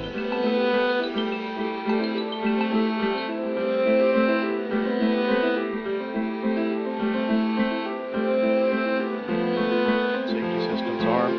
10, 9, 8, 7, 6, 5, 4, 3, 2, 1, 0, and liftoff of Endeavour, going where East and West do meet at the International Space Station. La recherche de la compréhension du monde, non pas en termes de conscience intérieure archaïque, mais en termes de perception quantitative et qualitative du monde extérieur par la pensée et les moyens scientifiques, constitue le dilemme de la société moderne. La pensée ne fait que susciter d'autres pensées et d'autres questions. On cherche à connaître l'être le plus profond qui crée le monde et guide son cours. Mais on conçoit son essence comme hors de nous-mêmes, pas en tant que chose vivante, intrinsèque à notre propre nature. C'est le célèbre psychiatre Carl Gustav Jung qui dit « Celui qui regarde à l'extérieur rêve, celui qui regarde à l'intérieur est éveillé. » Il n'y a rien de mal à vouloir être éveillé, être heureux. Mais on a tort de chercher le bonheur à l'extérieur quand on peut le trouver à l'intérieur.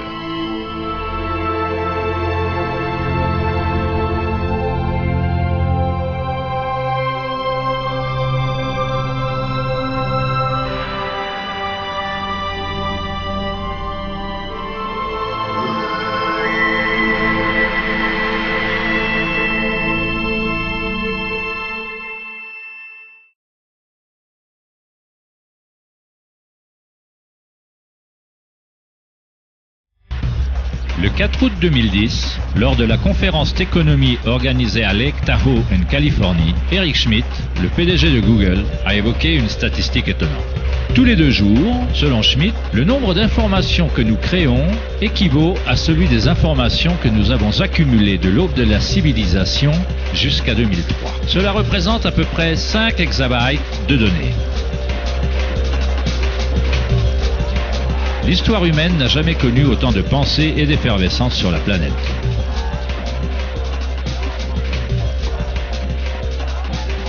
Se pourrait-il qu'à chaque fois qu'on pense résoudre un problème, on en crée 2 autres?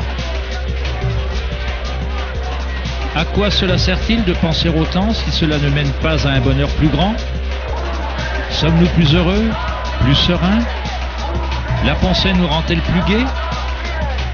Ou nous isole-t-elle?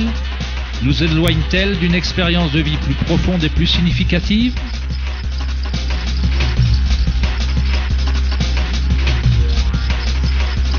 Penser, agir et faire doit s'équilibrer avec être. Après tout, nous sommes des êtres humains, pas des faits et des gestes humains.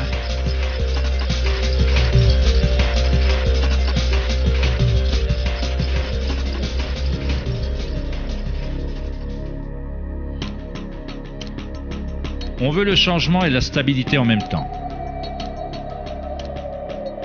Nos cœurs se sont déconnectés de la spirale de vie, de la loi du changement, alors que nos esprits pensants nous mènent vers la stabilité, la sécurité et la pacification des sens.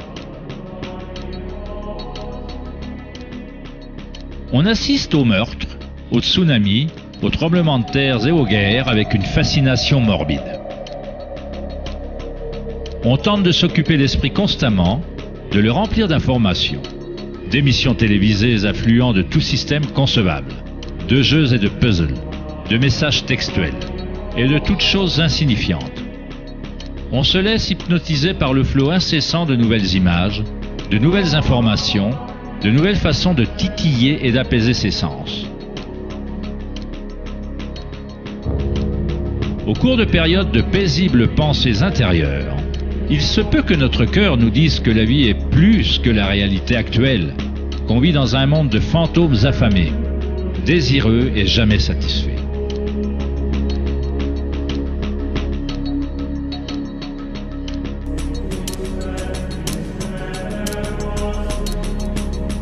Nous avons créé un maelstrom de données circulant autour de la planète pour mieux penser, pour proposer plus d'idées permettant de réparer le monde, pour résoudre les problèmes qui n'existent que parce que l'esprit les a créés. La pensée a créé cet énorme bourbier dans lequel nous nous trouvons actuellement. On fait la guerre aux maladies, aux ennemis et aux problèmes. Paradoxalement, le produit de notre résistance persiste. Plus on résiste à une chose, plus elle se renforce. C'est comme faire travailler un muscle. En fait, on renforce la chose même dont on veut se débarrasser. Dès lors, quelle alternative existe-t-il à la réflexion? Quels mécanismes les humains peuvent-ils utiliser pour exister sur cette planète?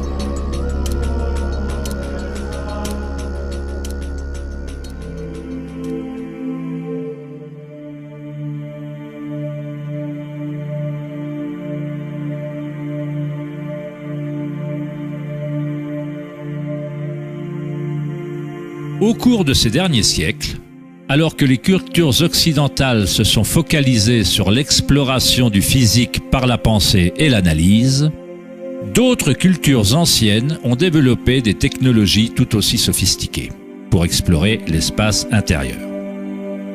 C'est la perte du lien avec nos mondes intérieurs qui a déséquilibré notre planète. L'ancien partisan du « connais-toi toi-même » a été remplacé par le désir de ressentir le monde des formes extérieures. Il ne s'agit pas simplement de répondre à la question « Qui suis-je ?», en décrivant les informations sur une carte de visite.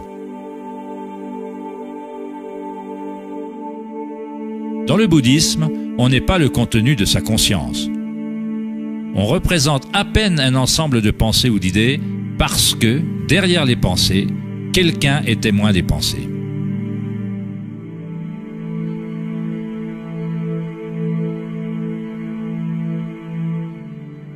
L'essentiel « connais-toi toi-même » est un koan, une devinette introuvable. À la longue, l'esprit se fatiguera à essayer de trouver une réponse. C'est uniquement l'identité du moi qui veut trouver une réponse, un objectif, comme un chien qui court après sa queue.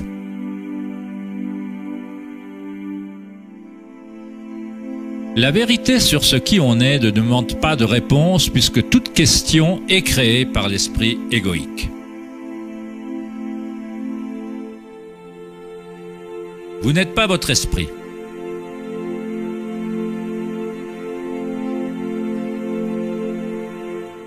La vérité ne se trouve pas en augmentant le nombre de réponses, mais en diminuant le nombre de questions. Comme Joseph Campbell le déclara, « Je ne crois pas aux gens qui cherchent le sens de la vie autant qu'ils cherchent le sentiment d'être vivant. »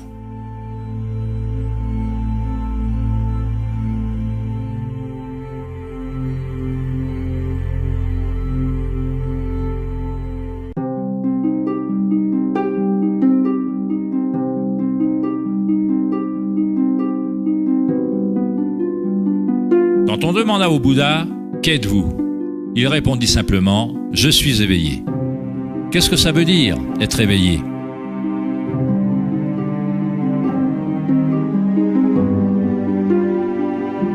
Le Bouddha ne donne pas de précision, car chaque vie individuelle s'épanouit différemment. Mais il affirme une chose, c'est la fin de la souffrance.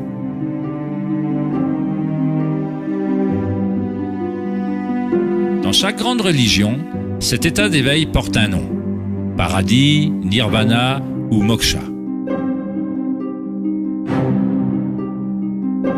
Il suffit d'avoir l'esprit au calme pour se rendre compte de la nature du courant. Tout le reste suit dès lors que l'esprit est calme. Dans cette tranquillité, les énergies intérieures s'éveillent et fonctionnent sans aucun effort. Comme le disent les taoïstes, Chi suit la conscience.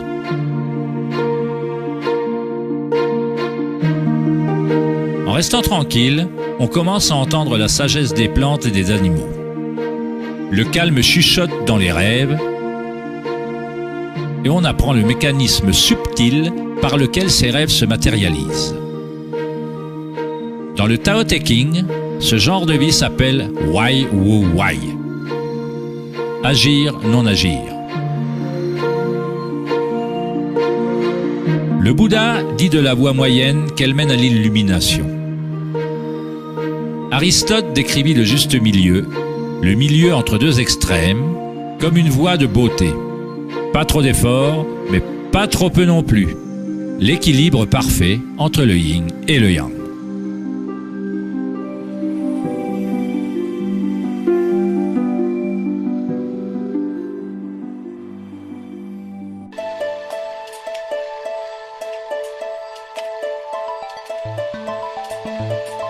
La notion du Vedanta des Mayas, ou l'illusion, est le fait de ressentir la projection de l'environnement par la pensée plutôt que l'environnement lui-même.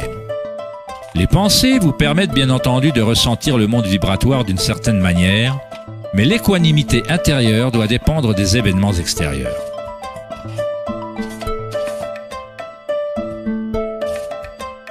Croire en un monde extérieur indépendant du sujet qui perçoit est fondamental à la science.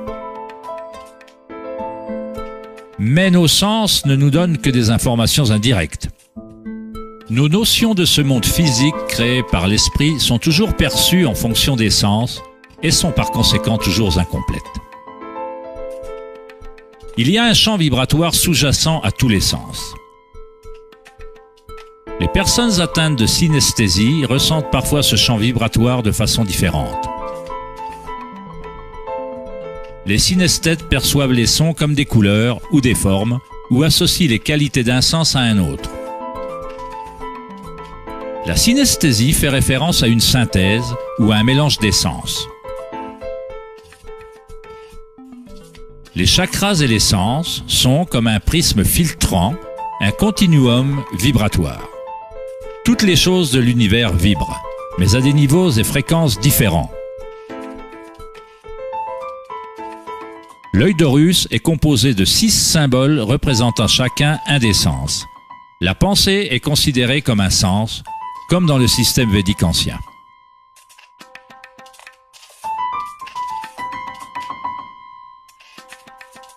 Les pensées nous parviennent au moment même où le corps ressent des sensations.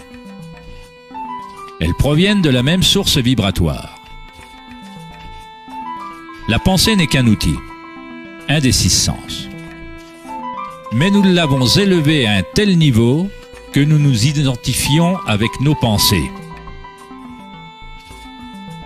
Ne pas identifier la pensée comme un des 6 sens est très significatif. On se laisse tellement submerger par la pensée que d'essayer de la définir en termes de sens est comme parler de l'eau à un poisson. L'eau. Quelle eau ?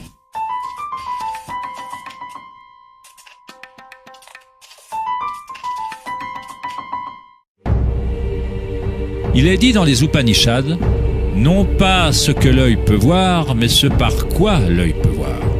Savoir que cela est Brahman, l'éternel, et non pas ce que les gens adorent ici. Pas ce que l'oreille peut entendre, mais ce par quoi l'oreille peut entendre. Savoir que cela est Brahman, l'éternel, et non pas ce que les gens adorent ici.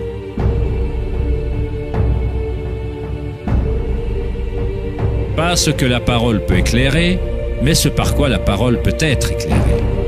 Savoir que cela est Brahman, l'éternel, non pas ce que les gens adorent ici.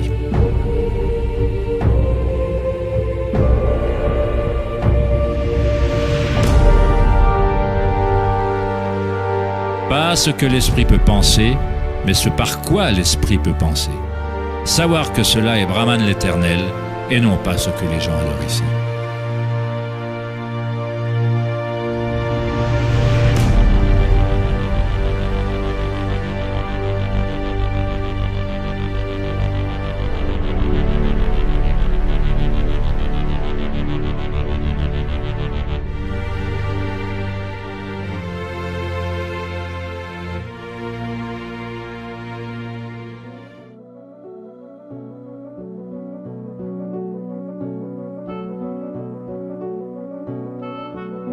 Depuis les 10 dernières années, la recherche dans le domaine du cerveau a beaucoup progressé.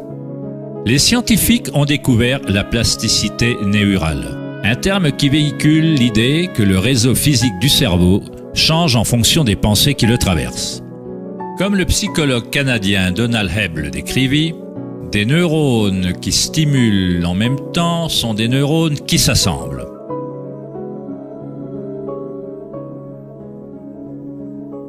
Les neurones se relient le plus quand une personne focalise son attention. Cela signifie qu'on peut diriger notre propre expérience subjective de la réalité. Littéralement, si nos pensées engendrent la peur, l'inquiétude, l'anxiété et la négativité, on stimule le réseau à produire davantage de pensées similaires. Si nos pensées engendrent l'amour, la compassion, la gratitude et la joie, on stimule le réseau à reproduire ces expériences.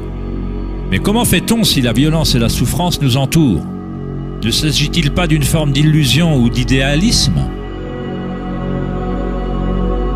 La plasticité neurale ne ressemble-t-elle pas à la notion du nouvel âge, qui crée la réalité par des pensées positives? En fait, il s'agit de la même chose que le Bouddha enseigna il y a 2500 ans.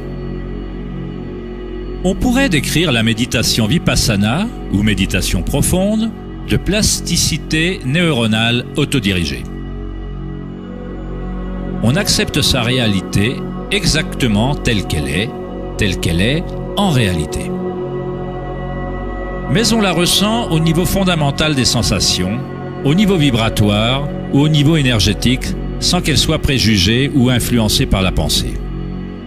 En focalisant son attention au niveau fondamental de la conscience, on crée un réseau qui suscite une perception tout à fait différente de la réalité.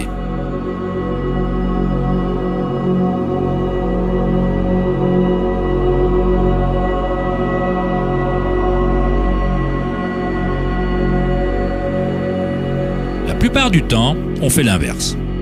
On laisse constamment des idées sur le monde extérieur influencer nos réseaux neuraux, mais notre équanimité intérieure éprouve le besoin de ne pas être conditionné par les événements extérieurs. Les circonstances n'ont pas d'importance. Seul mon état de conscience importe. En sanskrit, méditation signifie se libérer de la mesure, se libérer de toute comparaison, se libérer de tout devenir. Vous n'essayez pas d'être quelqu'un d'autre, vous êtes bien dans votre peau.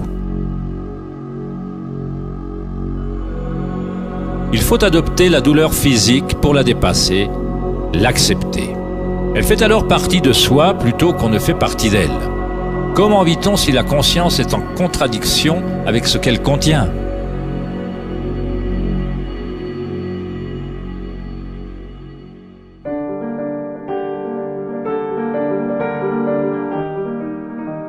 Comment vide-t-on son cœur d'ambitions insignifiantes ?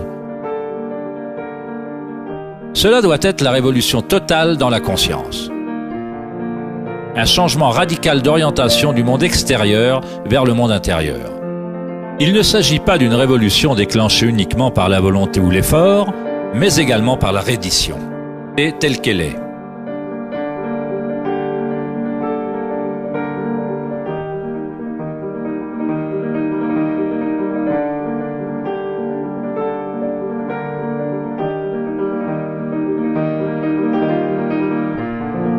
L'image du cœur ouvert du Christ exprime avec force l'idée qu'on doit accepter toute douleur, qu'on doit tout accepter si on veut rester ouvert à la source évolutionnaire. Cela ne veut pas dire que vous devenez masochiste. Vous ne recherchez pas la douleur. Mais quand elle se présente, ce qui est inévitable, vous acceptez simplement la réalité comme elle est au lieu de vouloir une autre réalité. Les Hawaïens croient depuis longtemps qu'on apprend la vérité par le cœur. Le cœur dispose de sa propre intelligence, tout aussi distinctement que le cerveau. Les Égyptiens croyaient que le cœur, et non le cerveau, était la source de la sagesse humaine. Le cœur était considéré comme le centre de l'âme et de la personnalité. C'était par le cœur que le divin parlait pour faire connaître leur vraie voix aux Égyptiens anciens. Ce papyrus décrit la pesée du cœur. Aller dans l'au-delà avec un cœur léger était considéré comme une bonne chose. Cela voulait dire qu'on avait bien vécu.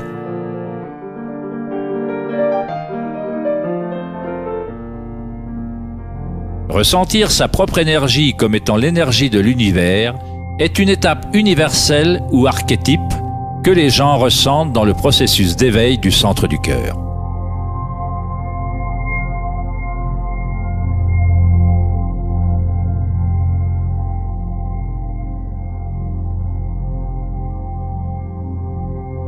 Tout ne fait qu'un lorsqu'on s'autorise à ressentir cet amour, à être cet amour, lorsqu'on relie notre monde intérieur avec le monde extérieur.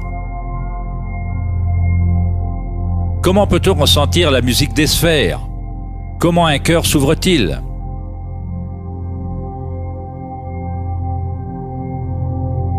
Sri Ramana Maharshi déclara « Dieu est en vous, en tant que vous, et vous ne devez rien faire pour être Dieu, réalisé ou autoréalisé.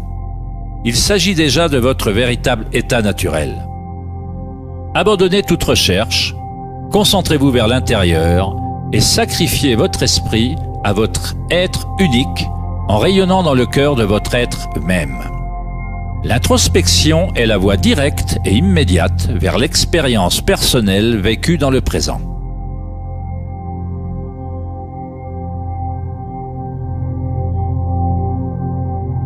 En méditant et en observant vos propres sensations et votre vivacité à l'intérieur, en réalité, vous observez le changement. Cette force de changement s'élève et passe au moment où l'énergie change de forme. Le niveau d'évolution ou d'illumination d'une personne dépend de sa capacité à s'adapter à chaque moment ou à transformer en félicité le flot humain de circonstances, de douleurs et de plaisirs qui changent sans cesse.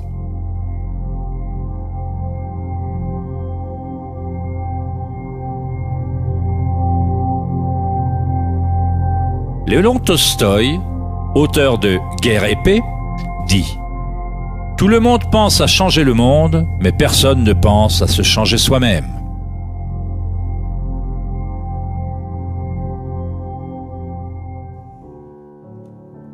Darwin déclara que la caractéristique la plus importante pour la survie des espèces n'est ni l'intelligence, ni la force, mais bien l'adaptabilité au changement.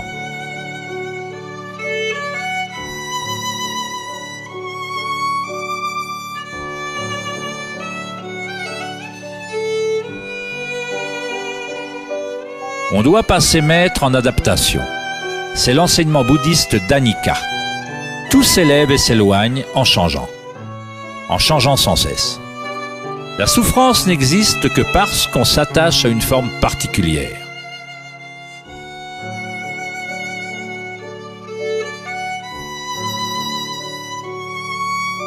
Quand on se rattache à la partie témoin de soi-même qui comprend Anika, le cœur s'emplit de félicité.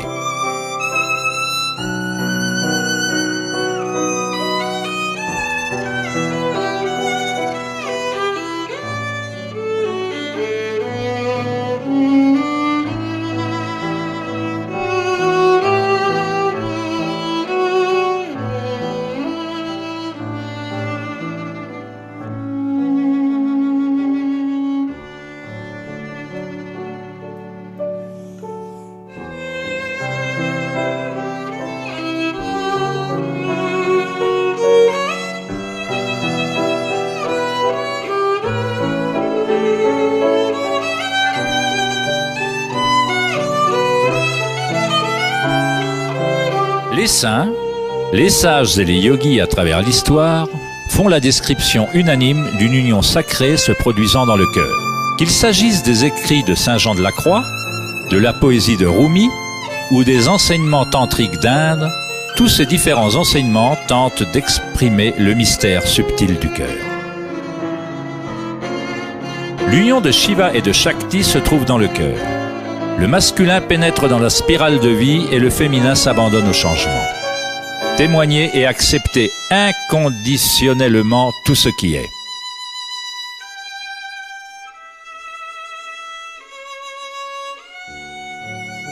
Pour ouvrir son cœur, on doit s'ouvrir au changement.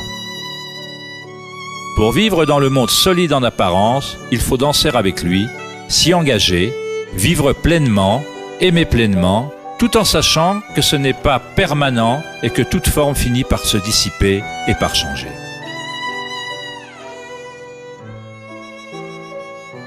La félicité est l'énergie qui répond au calme. Elle naît en vidant la conscience de tout son contenu. La conscience, c'est le contenu de cette énergie de félicité engendrée par le calme. Une nouvelle conscience du cœur. Une conscience reliée à tout ce qui est.